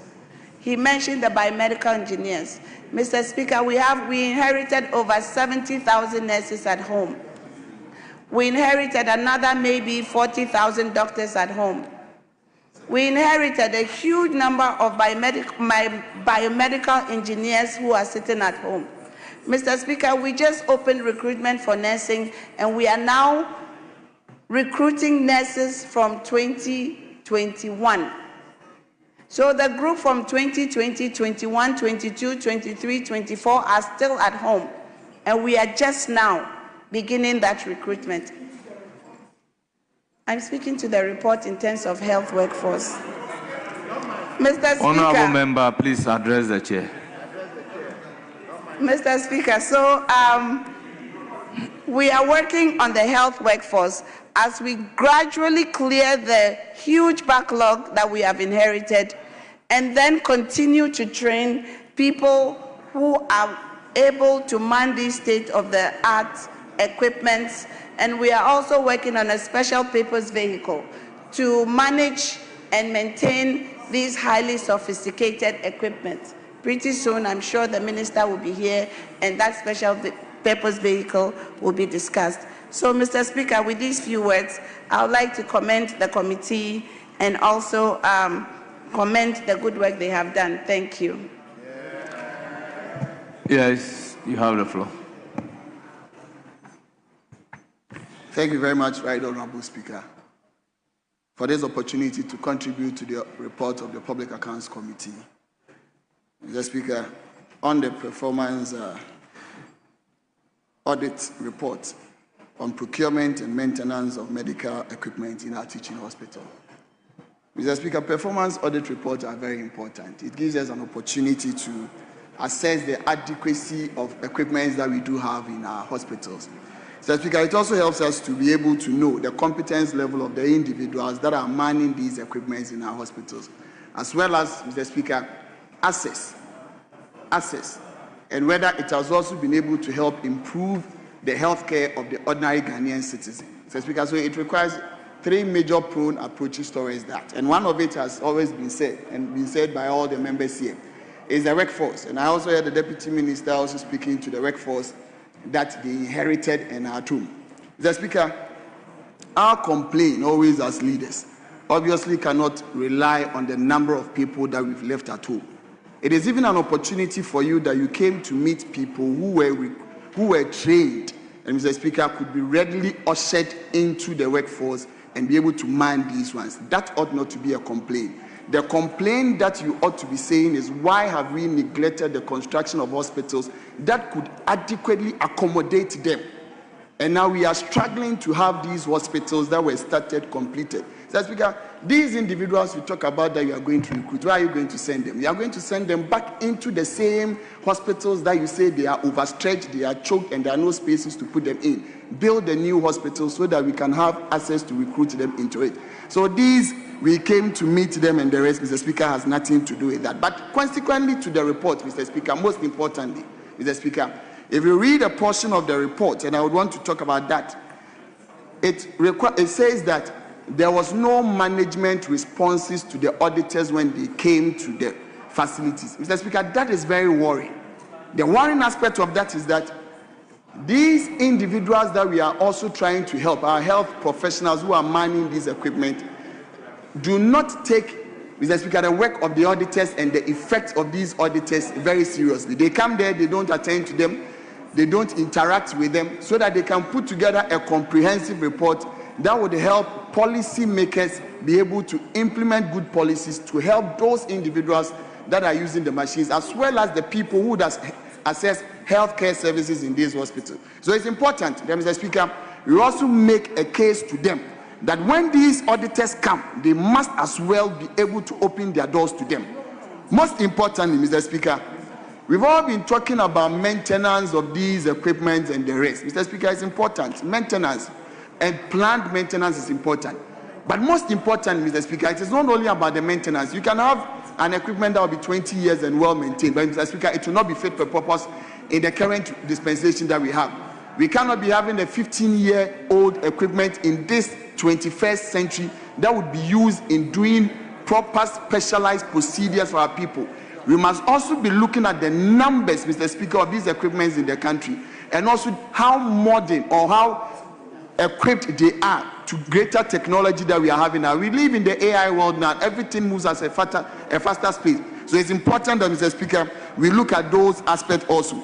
But consequently, and most important, Mr. Speaker, the Deputy Minister talked about the construction of 3 cataract centers in this country.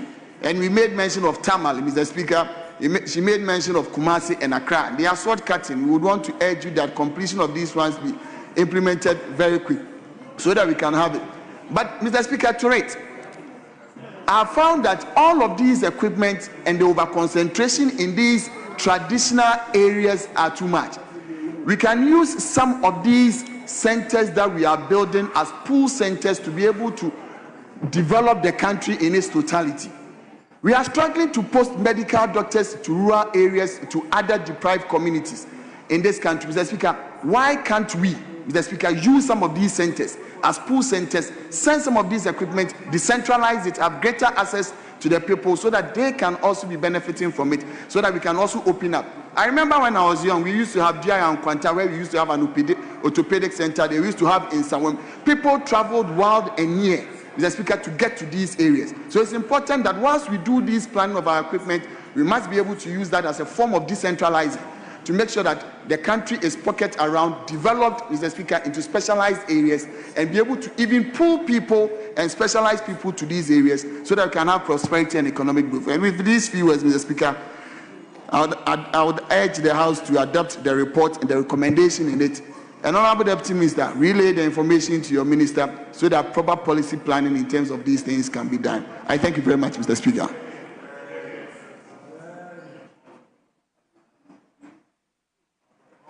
Yes, Honorable Doctor. Thank you very much, Honorable Speaker. I rise to urge this House to support the motion ably moved by our Honorable Chair that this House adopts the performance audit report of the Auditor General on the procurement and maintenance of medical equipment in teaching hospitals. Mr. Speaker, this is a performance report on the Auditor General's report that ended by the period 2019 to 2023. A lot of items were identified as area of focus. One of them that the auditors highlighted was the need for planning for the medical equipment needed in these teaching hospitals. Now, this is very important because if you don't plan and you just go on a procurement spree, there's a likelihood that you'll buy equipment that will not speak to responding to the needs of the said teaching hospital. And so in assessing the performance, at least by the time of the public hearing of our committee, we had observed that a lot of progress had been made in this regard. And I'd like to commend the Deputy Minister on her submission and ask that there is more to be done in going into this specific item of planning for the medical equipment needed. Now, it's obvious that when you go to most of these teaching hospitals, we have a backlog of obsolete equipment that are occupying a lot of space. And indeed, if you go to deeper assessment of them, you can say that there's the need for upgrading them, but also that's evidence of causing some financial loss because of the rapidity with which these equipment change and gets upgraded. Mr. Speaker, one other critical area of the performance report is procurement according to needs assessment. Now, the quantities were observed as low because the quantities were inadequate for these teaching hospitals, particularly some specific equipment as CT scans, MRI equipment, and other related critical equipment. And so, some of them, in fact, apart from being insufficient, some of them were also seen as non-functional. But, Mr. Speaker, it raised a procurement issue of cost of these procurement items. And so, the discussion revealed that we have to look at how these items, these critical items, are procured. Do we go for bulk procurement of them to save costs? Do we go for high-end quality? What are the tax arrangements in our own procurement in regards to these critical medical equipment? And it's been found that the tax element on these medical equipment is actually high. And so as a country, we need to check where we are on these and take a decision on what we can do to ensure that the quality equipment that we so critically need for our health care services are procured at cost that is affordable to the buying agencies. Mr. Speaker, there is no point over flogging the issue of training of personnel, but I argue that it's important that as we do the needs assessment for equipment, we do a complementary needs assessment for the manpower that are required to be able to man these critical equipment. Indeed, if you go to buy the equipment, you don't have the personnel to man them, then it's as good as not going to buy it in the first place. And so to be sure that we efficiently use our country's resources, this committee's report recommends that we should match needs assessment of the equipment together with the manpower needs. And then when we've done this, there's a need for us to be innovative about continuous training of the manpower that are required to be able to man these equipment. Mr. Speaker, those are the critical elements that I wish to highlight on this report, and I wish to urge this House to support the motion and accordingly adopt the committee's report. I thank you so much, Mr. Speaker, for the opportunity. Honourable members, at the conclusion of the debate, the question is, as many as are in favor of the motion say aye. Those against say no. The ayes have it. The motion is accordingly adopted.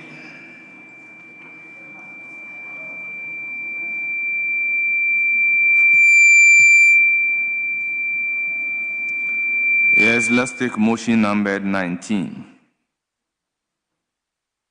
Chairperson of the committee.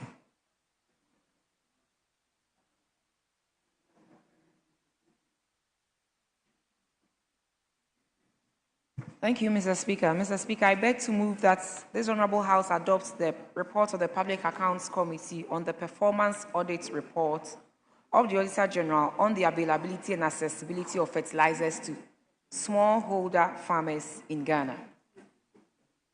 Mr. Speaker, this report was laid in the House on the 1st of July 2025 in accordance with Article 1875 of the Constitution. Pursuant to Standing Order 2293 of Parliament, a referral was made to the Public Accounts Committee for examination and reports to the House. Mr. Speaker, and pursuant to Order 2294 of the Standing Orders, the ranking member, Mr. Samuel Atta Mills, chaired the consideration of the Special Audit Report for the period ending 2024, which relates to the period of the administration of the chairperson. The committee, in considering the referral, met with the Honourable Minister for Food and Agric, Mr. Eric Opoku, the Honourable Deputy Minister, Mr. John Dumelo, then the technical team from the Ministry of Agric. The committee is grateful to them for attending upon us, and also grateful to the Auditor General, the Audit Service, for GTV and Parliament TV as well, and all the media houses who help us reach many Ghanaians who are really interested in what we do. Mr. Speaker, the audit covered the period from January 2019 to December 2023. Its principal purpose was to determine whether fertilizers were available to smallholder farmers and whether those farmers could obtain them in the right quantities, at the right time, and in the appropriate formulation. The committee found that the Ministry of Food and Agri had undertaken useful soil assessments and identified fertilizer blends appropriate for particular crops and ecological zones. The ministry also incorporated the fertilizer requirements of farmers into its planning and budgeting purposes. That positive finding must, however, be considered alongside serious weaknesses in quality control, procurement, and distribution. Mr. Speaker, the ministry did not always ensure that fertilizers supplied to farmers met the required specification. The audit identified that in 2021, fertilizers supplied to farmers in some parts of the Upper East region, specifically Garu, Timpani, Boko, Pusiga, and Binduri, did not perform as expected. The required quality inspection had not been undertaken in these affected districts. The fertilizer, according to Auditor General, was supplied by the Agric Manufacturing Group Limited. And based on their findings, they were asked to replace these fertilizers. The committee was informed that 1,000 was replaced in February 2024, and then the 2,000 was replaced, 2,000 bags of fertilizer was eventually replaced in June 2024 from 2021. Mr. Speaker, while these replacements are welcome, the larger issue remains. Farmers should not have to lose an entire farming season before defective inputs are identified and replaced. Quality assurance must take place before distribution and not after farmers have suffered losses. Mr. Speaker, secondly, the ministry planned to supply approximately 1.5 million metric tons of fertilizer during the audit period, but supplied only 1.02 million metric tons, and this represented just 64.5% of the planned quantity. In 2022, Mr. Speaker, 27 out of the 45 selected suppliers failed to supply any of the quantities allocated to them. Yet the procurement arrangement did not require adequate performance security or bonds to protect the state and the farmers against supplier defaults. Mr. Speaker, the reason was because they used the expression of interest criteria of procurement, and that did not require a performance bond or performance security. And so that affected the supply of fertilizer in the year 2022. Mr. Speaker, thirdly, fertilizers which ought to have been available by February were frequently delivered from May onwards. This was after the commencement of planting and after the optimal period for fertilizer application. Mr. Speaker, the audit noted that usually the farming season began in March, and so the ministry is supposed to start the procurement process in October so that by February they can start supplying the farmers with these fertilizers. But what the auditors noted was that the fertilizer came 2-3 months after the farming season. And Mr. Speaker, for a farmer dependent on rainfall, this severely affects production. The committee therefore recommends that the ministry should ensure regular supply of these fertilizers. 2, they should also ensure regular testing of the fertilizers. The Plant Protection and Regulatory Services Directorates should do what is expected of them. We also require that selected suppliers should demonstrate financial and logistical capacity to perform, and also require appropriate performance bonds in fertilizer supply contracts. We also want to ask the ministry to develop contingency arrangements to address international shortages and price disruptions whenever they occur, and also include clear delivery dates and structured payment arrangements in future contracts. Mr. Speaker, the central lesson from this audit is that agriculture in the form of access and availability of fertilizer must be judged by what reaches the farmer, not merely by what appears in a procurement plan. Fertilizer must be of the right quality, supplied in the right quantity, and delivered at the right time. So, Mr. Speaker, with these few words, I respectfully urge the House to adopt the report and its recommendations. Thank you very much. Honourable members, motion move, report presented. Any seconder? Yes, Honourable Atamils. Thank you very much, Mr. Speaker. I rise to second the motion, and in so doing, just talk about a few of the highlights. Just like the chairperson said, this was the scope of the audit covered January 2019 to December 2023, and it focused on the ministry's procurement and distribution of fertilizers. Some of the issues that we found were the fertilizers not being delivered on time, which the chairperson has already spoken about. The auditors found that for the audit period, the quantity of fertilizers the ministry supplied did not meet the planned quantities. And management response was the global fertilizer market was disrupted in 2021 because of COVID-19 pandemic. I hope we don't have another COVID to delay the supply of these fertilizers. The delay in the delivery.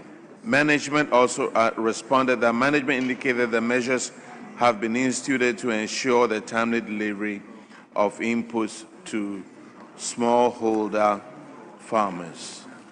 And with these few words, Mr. Speaker, I second the motion. Honourable members, motion moved and seconded. It is for the consideration of the House. Yes.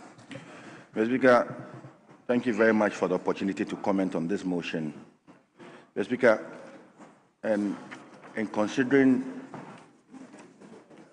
on the motion before this House to adopt the report of the Public Accounts Committee on the performance audit of the Auditor General on the availability and accessibility of fertilizers to smallholder farmers, Mr. Speaker, I want to stress on a point made in the report, which is contained in paragraphs 3 and 4, on the need for fertilizers to be properly assessed through soil testing and ecological zoning, Mr. Speaker. On this note, Mr. Speaker, I want to commend the Ministry for adopting what we call the evidence-based planning. Today, they are encouraging continuous nationwide soil mapping and periodic updates as soil conditions change. Mr. Speaker, Madam Chair talked about some quality assurance failures that led to defective fertilizer reaching farmers, and the figure 3,000 bags supplied in the Upper East region, which did not meet specifications. Mr. Speaker, there's a need for a call for independent quality testing before fertilizers leave their ports and before distribution to farmers. Mr. Speaker, suppliers should be held responsible and accountable for defective products. Mr. Speaker, that said, it's important to also stress the point that quality should never be sacrificed. Mr. Speaker, supplying substandard fertilizers undermines the productivity and erodes farmers' confidence. And a robust quality assurance regime is just as important as increasing supply. And this is what we are urging the Ministry of Agriculture to consider. Mr. Speaker, another point I want to stress is the need to support local fertilizer production.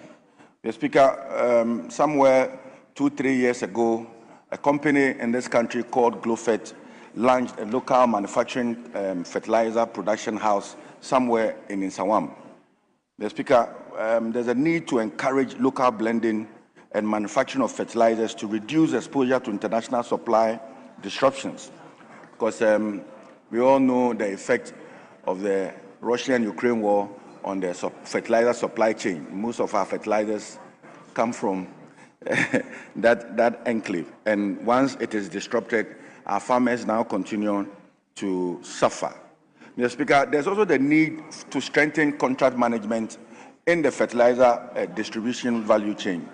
The audit shows that the procurement is not merely about awarding contracts, and it's important that we ensure suppliers deliver the right product in the right quantity and at the right time. Mr. Speaker, performance bonds and supplier evaluations should become the standard practice.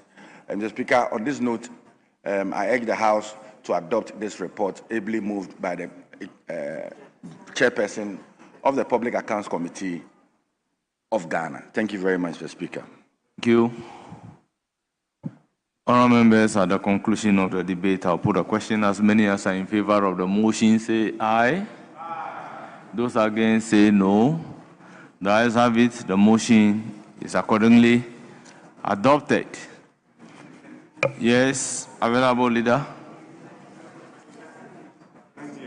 Mr. Speaker, we are left with motion number 20. Very well. Motion After number that, we'll 20. see to other paper addendum. Chairperson of the committee, you may move motion number 20.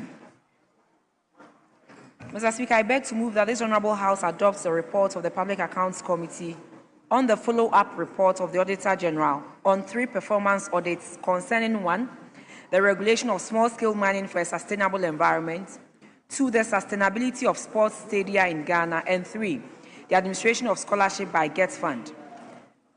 Mr. Speaker, those reports was laid in the House on 3rd July 2025 in accordance with the Constitution. It was referred to the Public Accounts Committee.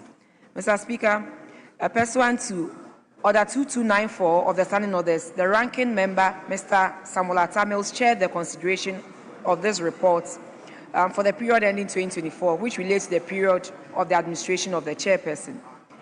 Mr. Speaker, the committee is grateful to the honourable ministers responsible for lands and natural resources, sports and education, and their deputies, as well as their technical team, for attending upon the Public Accounts Committee. I'd also like to acknowledge the support of the Auditor General and Ghana, GTV, Parliament TV, and other media houses in helping us carry out our activities. Mr. Speaker, the committee found that the Minerals Commission and the Environmental Protection Agency had fully implemented 25 out of the 29 recommendations that the auditors recommended to them in the 2019 reports. And there were 4 remaining recommendations that had been implemented let the Hansard partially. capture the entire report as you read the conclusion. The Hansard should capture the entire report as you take us through the conclusion. Yes, and conclude. Okay. Thank you very much, Mr. Speaker. Mr. Speaker,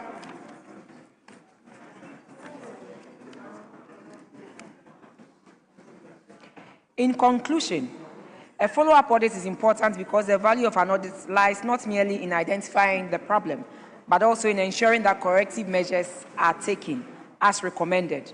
The record before the House is mixed. There has been substantial progress in the regulation of the small-scale mining, limited progress in the administration of Get Fund scholarships, and insufficient progress in the maintenance and commercial management of the national stadia. The committee therefore urges the responsible institutions to complete the outstanding actions with definite timelines and reports on their implementation to the House. Well, Mr. Speaker, with these few words, I respectfully urge the House to adopt the report and its recommendations. Thank you.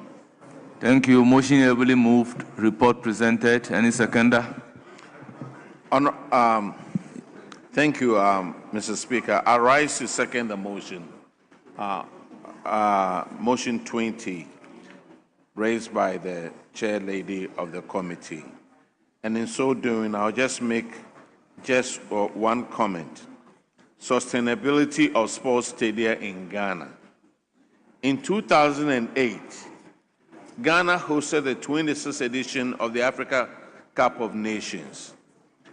To provide venues that met the standards of the tournament, government refurbished 2 stadia in Accra and Kumasi and doubled the seating capacity of each from 20,000 to 40,000 spectators.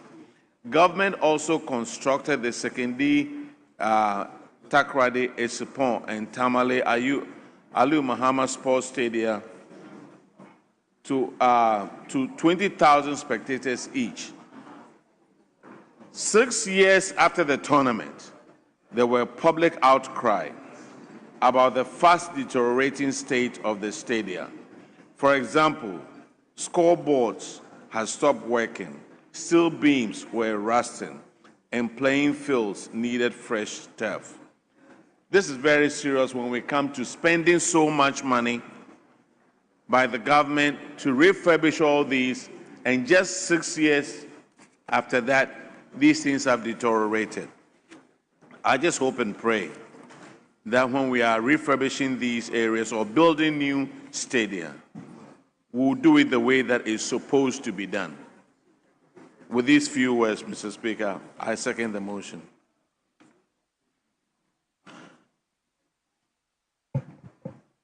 Yes, you have the floor. Mr. Speaker, thank you for the opportunity. I rose to speak or make a comment on the earlier statement ably delivered by the chairman of the Public Accounts Committee, my chairman. But I failed to catch your eye. With your leave, I want to just make a brief comment owing to the importance of what contributions smallholder farmers make to the economy of our nation. No, you can only speak to this motion. Mr. Speaker? Yes. On that note, I'd like to step down my comment. Very well, very well. Yes, you have the floor. Mr. Speaker, thank you very much for the opportunity to comment on the report ably submitted or moved by the chairperson of this committee. Mr. Speaker, it's gratifying to report to the House that when your committee sat on these findings, we found out that the Minerals Commission and the Environmental Protection Agency implemented 25 out of the 29 recommendations, which clearly demonstrates the follow-up audits and the need and the point that follow-up that can drive institutional reforms. Mr. Speaker, some of the recommendations that are standing are some of the reclamation bonds that are yet to be submitted to us. We also lack functioning district mining committees. Mr. Speaker, the mercury rates for safer gold processing is also an issue. And it is for this reason why we are urging this House, or we are urging the EPA and the Minerals Commission to ensure that all mining licensed miners post reclamation bonds. We are also recommending to the EPA and the Minerals Commission to fully operationalize district mining committees. And we are also recommending to the EPA and the Minerals Commission to scale up the mercury-free mining technology. Mr. Speaker, I can see that the Deputy Minister for Lands and Natural Resources is here and is eager to listen to what we are saying. Mr. Speaker, on this note, I want to use this opportunity to urge his ministry, and for that matter, Minerals Commission, to furnish this House with all mining licenses that have been approved. And we want to know the duration of these mining licenses, both local mining licenses and international ones. We really would want to know. Mr. Speaker, with these few words, I rise to urge this House to adopt this motion ably moved by the chairperson of this committee. Thank you very much. Thank you.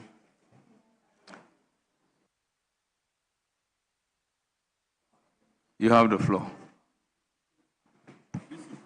Thank you, Mr. Speaker, for the opportunity. Mr. Speaker, I rise to contribute to the report of the Public Accounts Committee on the follow-up report of the Auditor General on 3 performance audits. Mr. Speaker, specifically, I would want to focus first on the sustainability of sports stadia in Ghana. which is contained in page 2 of the report. Mr. Speaker, as a member of the Public Accounts Committee, indeed the committee had extensive discussions on the management and the maintenance of sports facilities in Ghana. Mr. Speaker, as noted in the committee's report, in the year 2008, Ghana had the opportunity to host the 26th edition of the Africa Cup of Nations. And Mr. Speaker, since 2008, all the facilities that the government invested in to make us or enable us host this tournament, many of these facilities are no more functioning or do not even meet the requirement. In fact, in the year 2024, Mr. Speaker, at a point in time, CAF had announced that there is no single sports facility in Ghana that met the international standards, to the extent that at the point, CAF threatened to let Ghana play our home matches outside the country, which indeed was very, very, very shameful to us as a country, to the extent that we were exploring the opportunity to play our home matches in neighboring Togo or Burkina Faso. Mr. Speaker, the problem really is not that governments have not invested in sports infrastructure enough, but it is much about the fact that the maintenance of these facilities has really not been the best. Mr. Speaker, I would want to urge the National Sports Authority to take a critical look at how these facilities are managed and maintained, so that across our regions, Mr. Speaker, we should be able to have standard sports facilities that international matches can be played on. Mr. Speaker, today we are all talking about the performance of countries like Egypt and Morocco at the World Cup.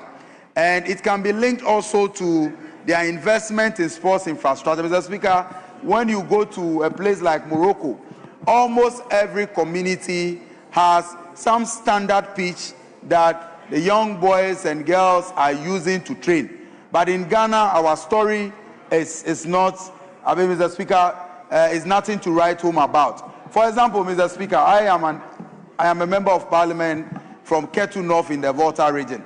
Mr. Speaker, it will surprise you to know that the entire region, the only sports facility that the whole sports stadium, which, Mr. Speaker, is supposed to be the regional sports stadium, is not fit for purpose.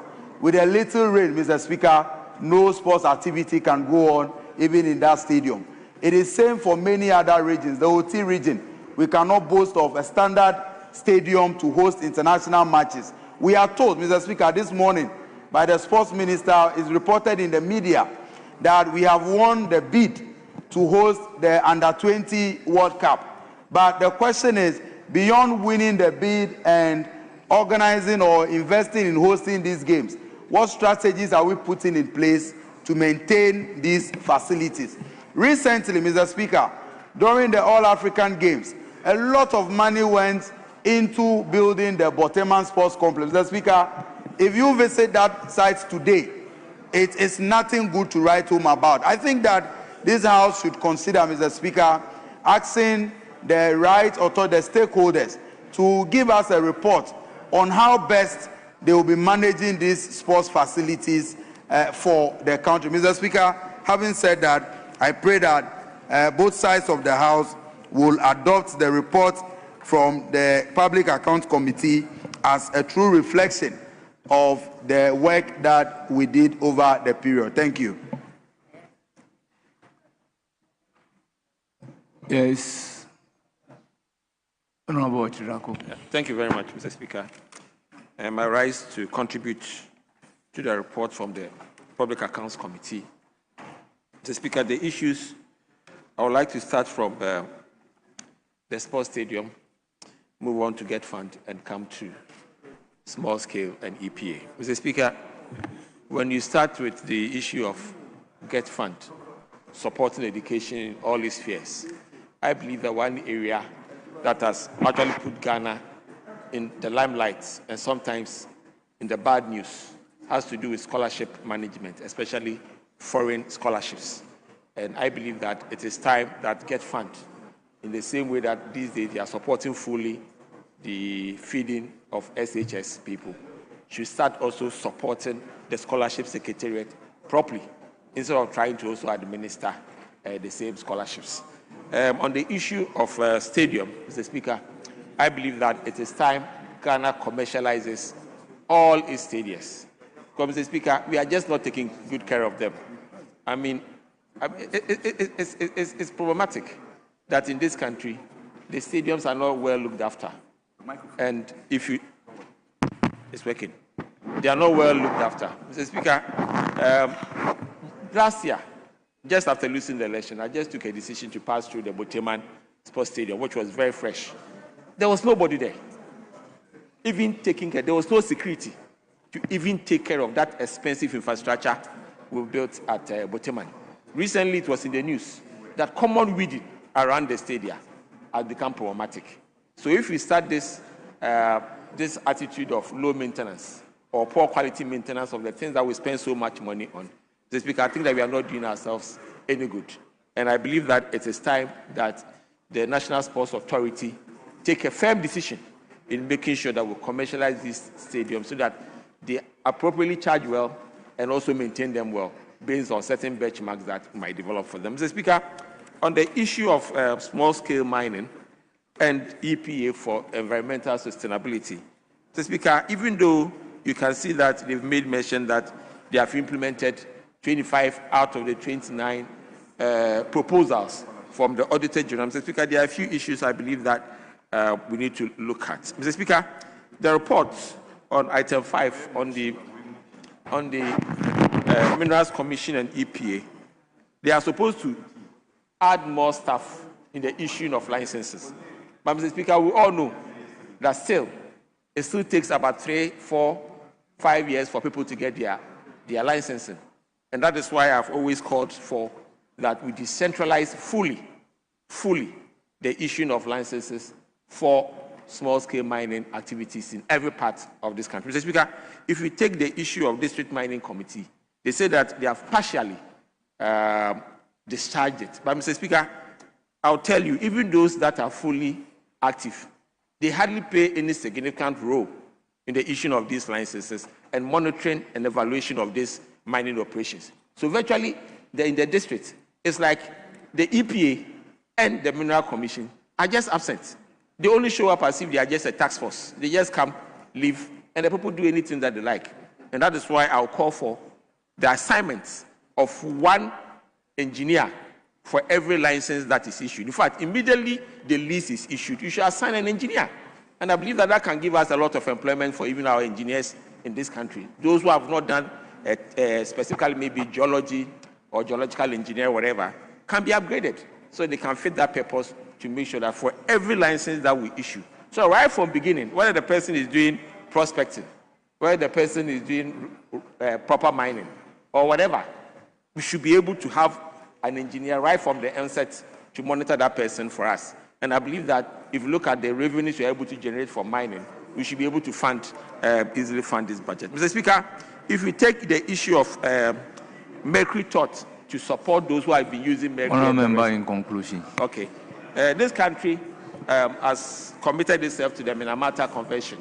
And I believe that we should start looking at new technology like the Sikabuchia, which was developed by Ghana at UMAT, and then also the one from Gold Catcher, which was implemented previously. Mr. Speaker, with these few words, since my time is up, I'd like to stop here for the rest to continue. Thank you very much. Yes, Honorable Deputy Minister for Lands and Natural Resources. Mr. Speaker, I'm grateful for the opportunity to contribute to these reports submitted by the Public Accounts Committee. Mr. Speaker, let me start with the issue of sports, even though that is not my area. But just to corroborate what my colleague just said, I don't know what took me to the Botema Stadium last week. For some reasons, I just drove and going around to, as it were, observed what was happening there, I was amazed to see that beautiful building more or less going waste. Grasses everywhere. And I was wondering and asking myself questions that if this was for an individual, if this was for a private organization, are we going to leave it this way? Clearly, there is a need for us to take a second look at how we manage public property. What we don't realize is that the monies used in building these facilities are our own monies. These monies that could have been used to take care of our children in education, these monies that could have been used to build schools and build hospitals and clinics. Yet we thought that sports is a very important thing to do. And so for us to invest this much money into this area and allow it to go rotten is something that I think we have to take a second look at. And so sometimes my worry is we talk about it here, and when we leave here, nothing happens. A time has come when we will have to speak the truth and tell those responsible to do what is needful. And so I think that the managers of the stadia across the country must wake up. And if there's a need for any money to be devoted to them, or if there's a need for us to find a way of commercializing these facilities so that we can generate funds to maintain them, we do it. So, Mr. Speaker, that is what I want to say on this issue of sustainability of our sports facilities. Mr. Speaker, let me now make reference to point 80 of the report, which talks about the EPA and also the Minerals Commission. Mr. Speaker, this is a report dated 2019, and some recommendations were made for EPA as well as Minerals Commission to implement. And at the time that we met the committee, about 25 out of 29 of those recommendations were fully implemented. Today, I can report to you that the rest of the recommendations have also been fulfilled. Mr. Speaker, let me also talk about the issue of the need for us to have more hands to monitor activities that goes on so far as mining is concerned, especially at the district levels. I think the EPA is on its way in realizing this vision of getting officers across the whole country. They are not there yet, but some improvement is being made. They've been able to recruit people on contracts, and recently they've been able to even, as it were, confirm some to be permanent workers. And so if we give them the necessary support, I'm sure they'll be able to employ many more hands to help us. Mr. Speaker, the other truth is that whilst we are looking for engineers to go and do this work at the district levels, it is quite expensive, even though one would say that it's not as expensive as the damage that we are experiencing. But it is the chicken and hen, what is it called? Chicken and egg situation. Which one do you address first? The monies are not there for you to be able to employ more hands so that they can bring you the revenue to continue. Do you go take loan and come and do it? And when we want to take loan and come here, you know the repercussions of taking loans. So this is where we have found ourselves. But I can assure you that the government is doing very well in ensuring that we are able to gradually get competent people to man all these offices. Mr. Speaker, truth be told, when this report was discussed, we realized that many of the community committees that were supposed to be formed were not in place. And so the ministry is working hard to ensure that every district where mining is taking place, the committee is not only formed, but the committee becomes functional. And so we are on it and want to assure you that it will come to pass. Mr. Speaker, one thing that came out clearly when we met the committee was the issue of the absence of reclamation bonds. Many people get licenses to go and mine, and they don't sign any reclamation bond. And so when they succeed in destroying the environment and they run away, there's nothing for you to use to reclaim the land. And this is something that we are calling on each one of us here to help us be able to address. That anybody who takes a license to go and mine must necessarily have a reclamation bond signed. So that when you devastate the environment and there's a need for it to be reclaimed, there's some money sitting somewhere for government to be able to use it. So we have spoken to EPA, and the EPA is taking this seriously. And I believe that if we assist them, they will do a good job for us. Mr. Speaker, we have come to realize that the whole mining industry needs some kind of reforms in terms of laws, in terms of policies. And that is exactly what we are doing. Very soon, the minister will be coming here to lay a bill, which bill will amend Act 703 and ensure that we are able to bring our laws to date so that we can respond to the needs of the environment, so that we can reduce the number of months or years that it takes somebody to be able to get a license. We need to reduce all those things because those are the things that really give way for people to go and involve themselves in wrongdoing, in illegal mining. Because if it's taking me 2 years to get a license, why should I be waiting for 2 years to get a license to go and mine? So the reforms, very soon the minister is coming here, those reforms will help us to be able to shorten the period. We have also spoken about the issue of giving a license to somebody, a mining lease to somebody, a company, for 30 years. We think that we are going to reduce this. When we reduce it, we will be able to make good use of our natural resources.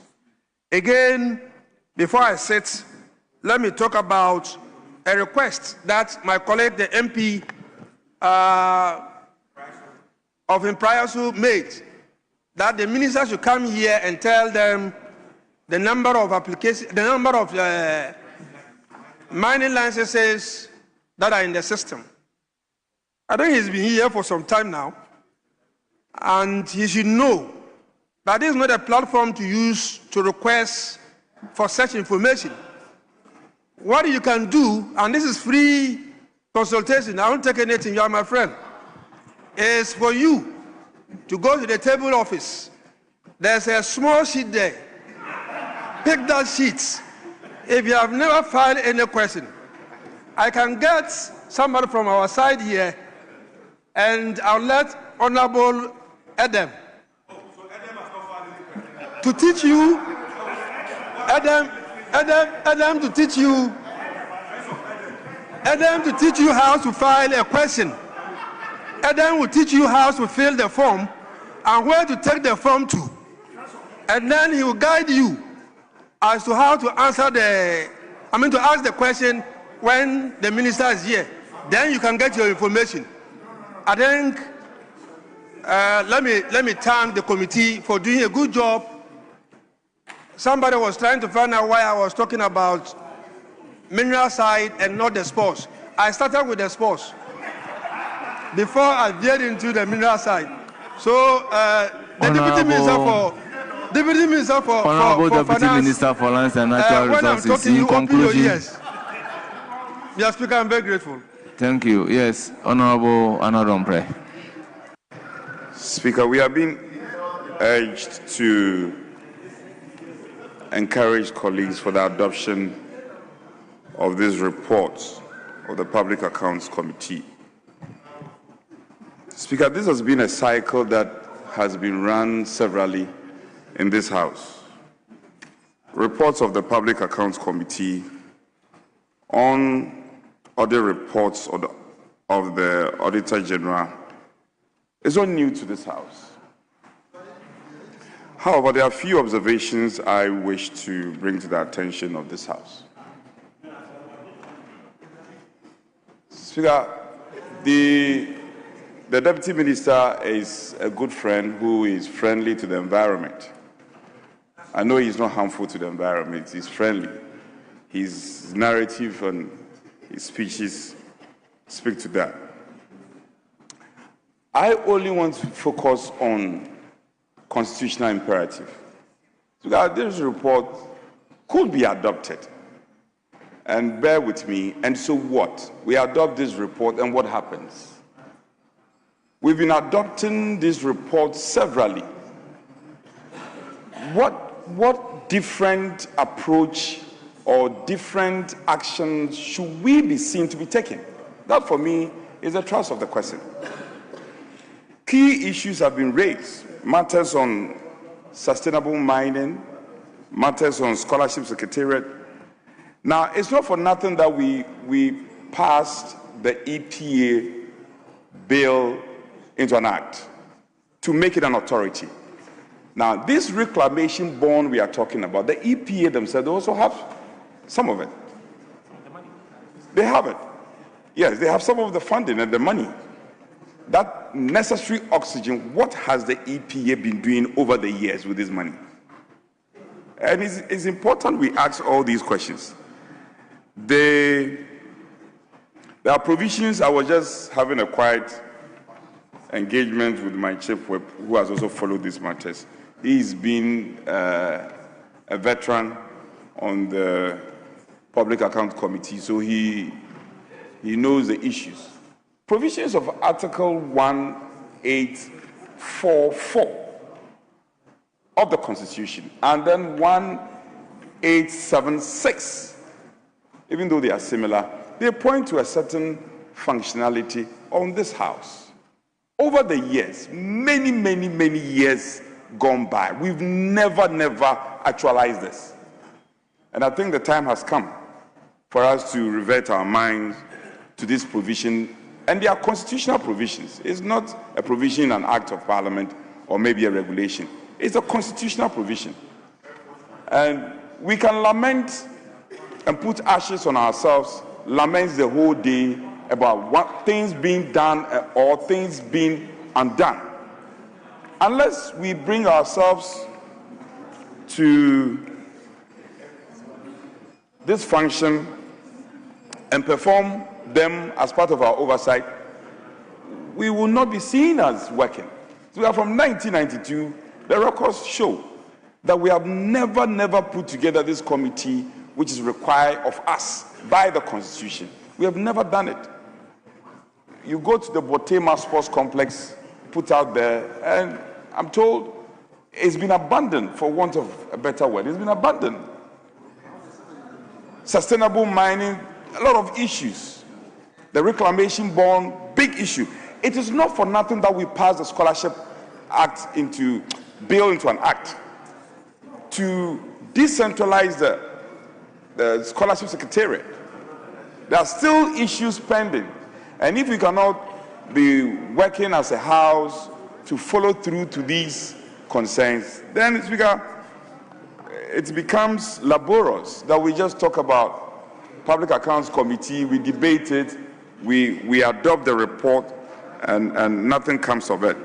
I wish to bring this matter up at leadership level and for us to appreciate it better and see how we can deal with these matters. Enough of the debates and enough of the lamentation. There should be some more action in terms of oversight as required by the Constitution. And I think if we amend our ways, the results will necessarily change. Speaker, I thank you for the opportunity and urge members to adopt the report as required of us. Thank you so much. Yes. Mr. Speaker, thank you very much for the opportunity. Mr. Speaker, about 3 weeks ago, we watched a video, and I want to invite that gentleman, the deputy ranking member for Lands and Natural Resources. He was with me. Kwesi Konadu. Yes. He was there. And he watched the video with me. Yes. Mr. Speaker, the kind of destruction which is going on in the mining sites, we have no idea. We have no idea. Mr. Speaker, by the end of the day, we were told that land can never be used to do anything apart from solar farm. Were you not there with me? It's okay, it's okay. You go to the mining sites and they'll tell you security reasons. You can't visit the mining site. And you have two mining sites put together, less than $3 billion. And as a state, we can raise $3 billion to mine our own resources. And we give this site to foreigners. And they destroy the environment. They are not building schools for the people. Even AstroTurf that we are talking about, they will take the money away. Mr. Speaker, let's put all members of parliament in one room and show them that video. You will cry. So, Mr. Speaker, it's a serious matter we need to deal with. Very, very serious matter. I don't want to mention the names of the mining companies, but they have two mines. Put the two together, it's less than $3 billion. And we can raise $3 billion. You don't know their investment portfolio. So, Mr. Speaker, the very issue the Chief Whip raised, I want to read the Constitution. Article 187(6). Parliament shall debate the report of the Auditor General and appoint, where necessary, in the public interest, a committee to deal with any matters arising from it. This is public interest. We need to appoint a committee, investigate all these matters. We can't be here every year reading and debating and we'll just go to sleep. What is our use? And NDC MPP, that ends it. Mr. Speaker, put all of us in one room. I will show you the video. And you will cry. No, it's a serious matter. Very, very serious matter. So the time has come for us to rise up against all these things. So that by the end of the day, we hold people responsible. So the minister, the deputy minister was talking about a reclamation bond. Whose duty it is to make sure the environment is protected? EPA will give the permits, but the question is, do they go back to inspect what they are doing? They don't. And we are chasing galamseyers. What these big miners are doing, the galamseyers cannot even do a quarter of it. So, Mr. Speaker, the House must set up the necessary committees to investigate into these matters so that we can protect our environment. I thank you very much for the opportunity. Honourable members, at the conclusion of the debate, the question is as many as are in favor of the motion say aye. Those against say no. Honourable members, the ayes have it. The motion is accordingly adopted. Yes. Mr. Speaker, we want to switch to order paper addendum 1. And then the chairman for the Finance Committee is here. Yeah, he will do it. Very well. Mr. Speaker, before he comes in, it's by the Minister of Finance instead of the chairman of the committee. Yes. So the motion. So they should correct it so that the chairman can take. Yes. Yes. It's the chairman of the committee that will present the report.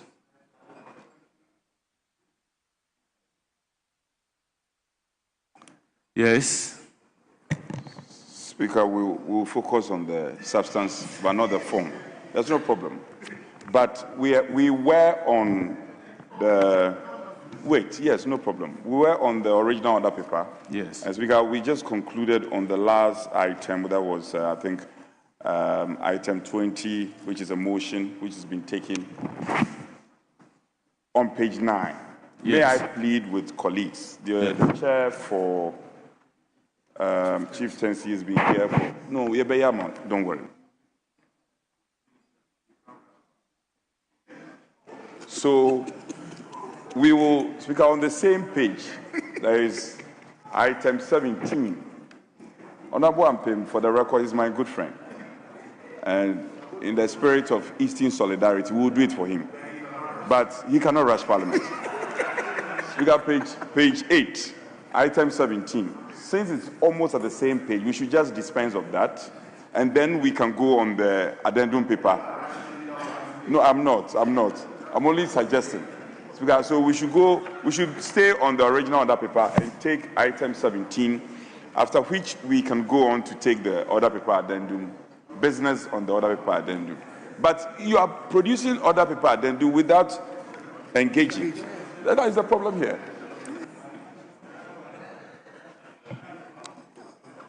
Yes, the issue is about what business do we take.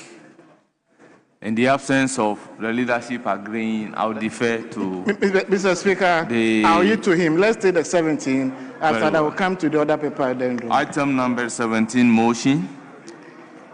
Chairman of the committee.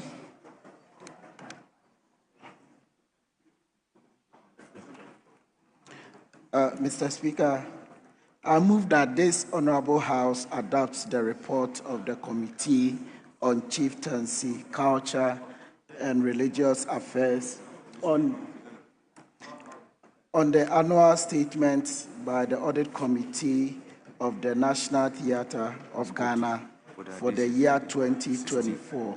Mr. Speaker, in so doing, I'd like to present the report of the committee, which was considered on the 31st of December 2020, at the end of 2025. Mr. Speaker, in considering the committee's report held with the Executive Director of the National Theatre and the Honorable Minister for Tourism, Arts and Culture, we did examine the mandate, the governance, the financial management, as well as the internal controls of the National Theatre, and also the resident companies, that is the Ghana Dance Ensemble, as all captured in the report, and I will urge that the table also cut the entire report as given. Mr. Speaker, in looking at the committee's report, there were some few recommendations that we want the House to consider. One was on the management strength and the financial reporting, which needed to be complied with per the Public Financial Management Act. Mr. Speaker, we also looked at the expenditure as classified and disclosed as such, and we wanted the agency to also follow strictly the Procurement Act, that is the Public Procurement Act.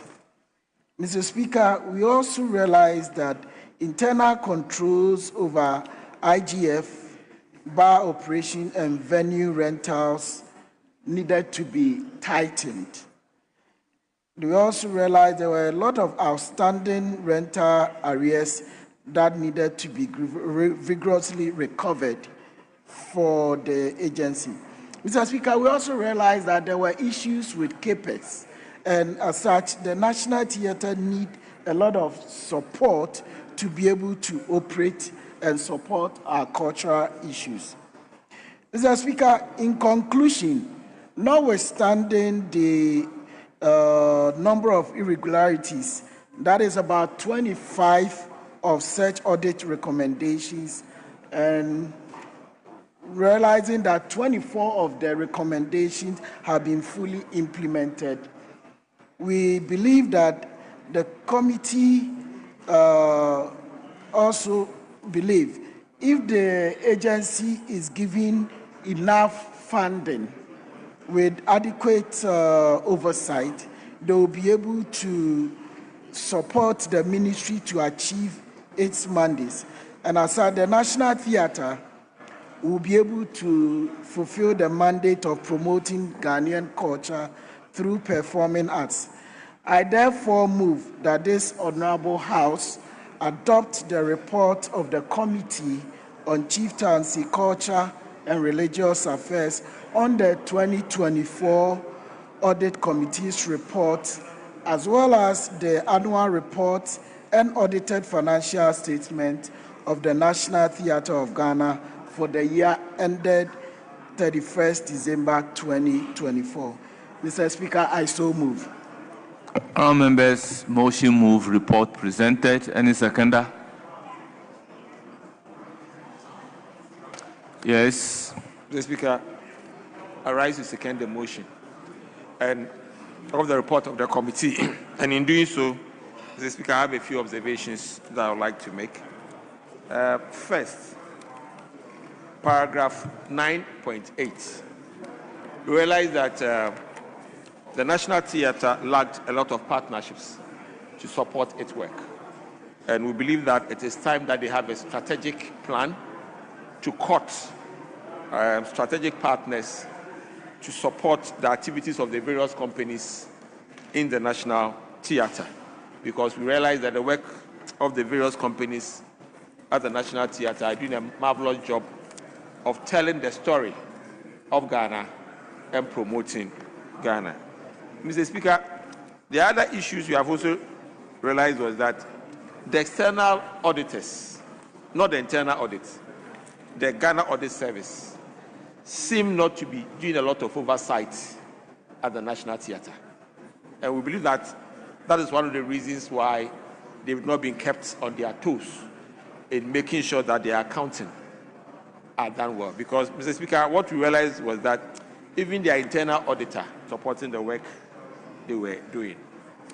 Mr. Speaker, last but not least, the capacity of their accounting department or audits, internal audits, we realized that it was also very weak. And we believe that it is time that the ministry do whatever it takes to support in training and building the capacity of the very few people who are working as internal audits at the National Theatre. With these few words, Mr. Speaker, I believe that with the support of the ministry, their infrastructure can be upgraded and renovated so that they can keep giving the services that they are giving to this country. Thank you very much. Honourable members, motion moved and seconded. It is for the consideration of the House. At the conclusion of the debate, I'll put a question. As many as are in favor of the motion, say aye. Those against, say no. The ayes have it. The motion is accordingly adopted. Should we proceed to take motion number 16?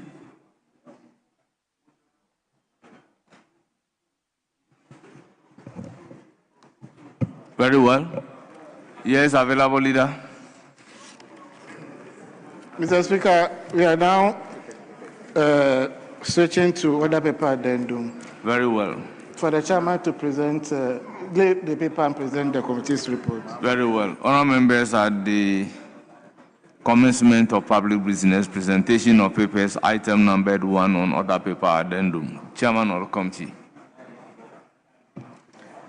Report of the Finance Committee on the contract agreement between the Government of the Republic of Ghana, represented by the Ministry of Finance, and Wardens and Commonalty of the Ministry of Mercers in respect of the renewal of head lease for Regina House, London, United Kingdom, which provides accommodation for Ghana International Bank.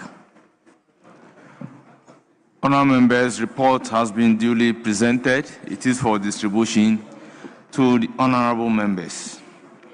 Yes.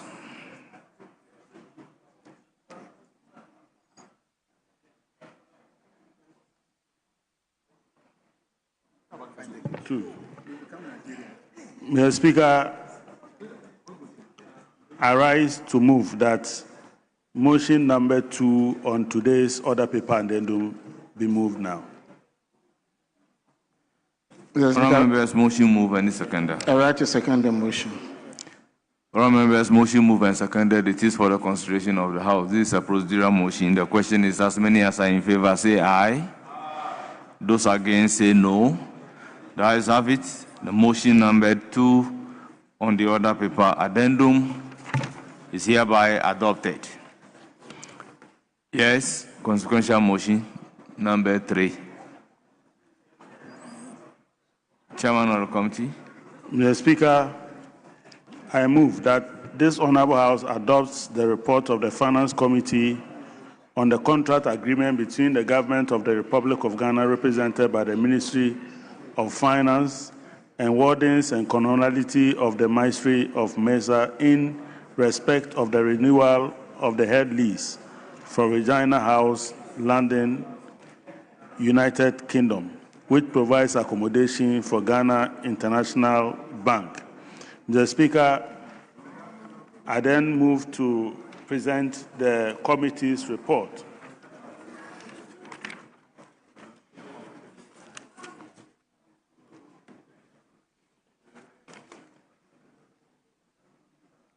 The committee met with the Minister for Finance, Dr. Kisiel Atoba Forson, the Honorable Deputy Minister for Finance, Mr.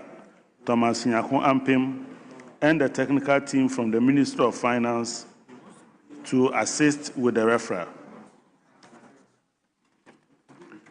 Mr. Speaker, the Regina House is a property occupied by the Ghana International Bank. The current head lease was granted by the wardens and communality of the Ministry of Messers of City of London to the Government of Ghana, acting through the President, which commenced in September 1937 and expires in September 2027. In 2022, the mine says the head leasers indicated their willingness to negotiate further terms for the Government of Ghana on the 5th of March 2026 through the and Ghana International Bank through the Capital Real Estate Partners as informal commercial real estate advisors submitted an offer for the lease extension. The ministers then formally approved the Government of Ghana's offer on the 20th of March 2026. On observation, Mr. Speaker, the committee made the following observations. Honourable Chairman of the committee, Hansard captured, and in conclusion. Mr. Speaker, I will proceed to the conclusion and request that Hansard captures the entire report as though the same has been read in the House.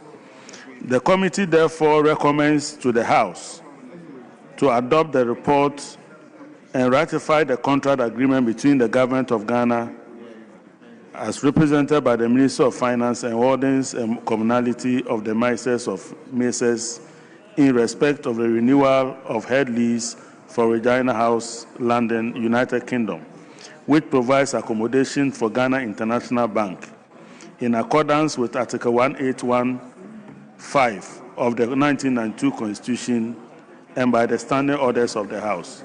Respectfully submitted, Mr. Speaker. All members, motion ably moved. Any seconder?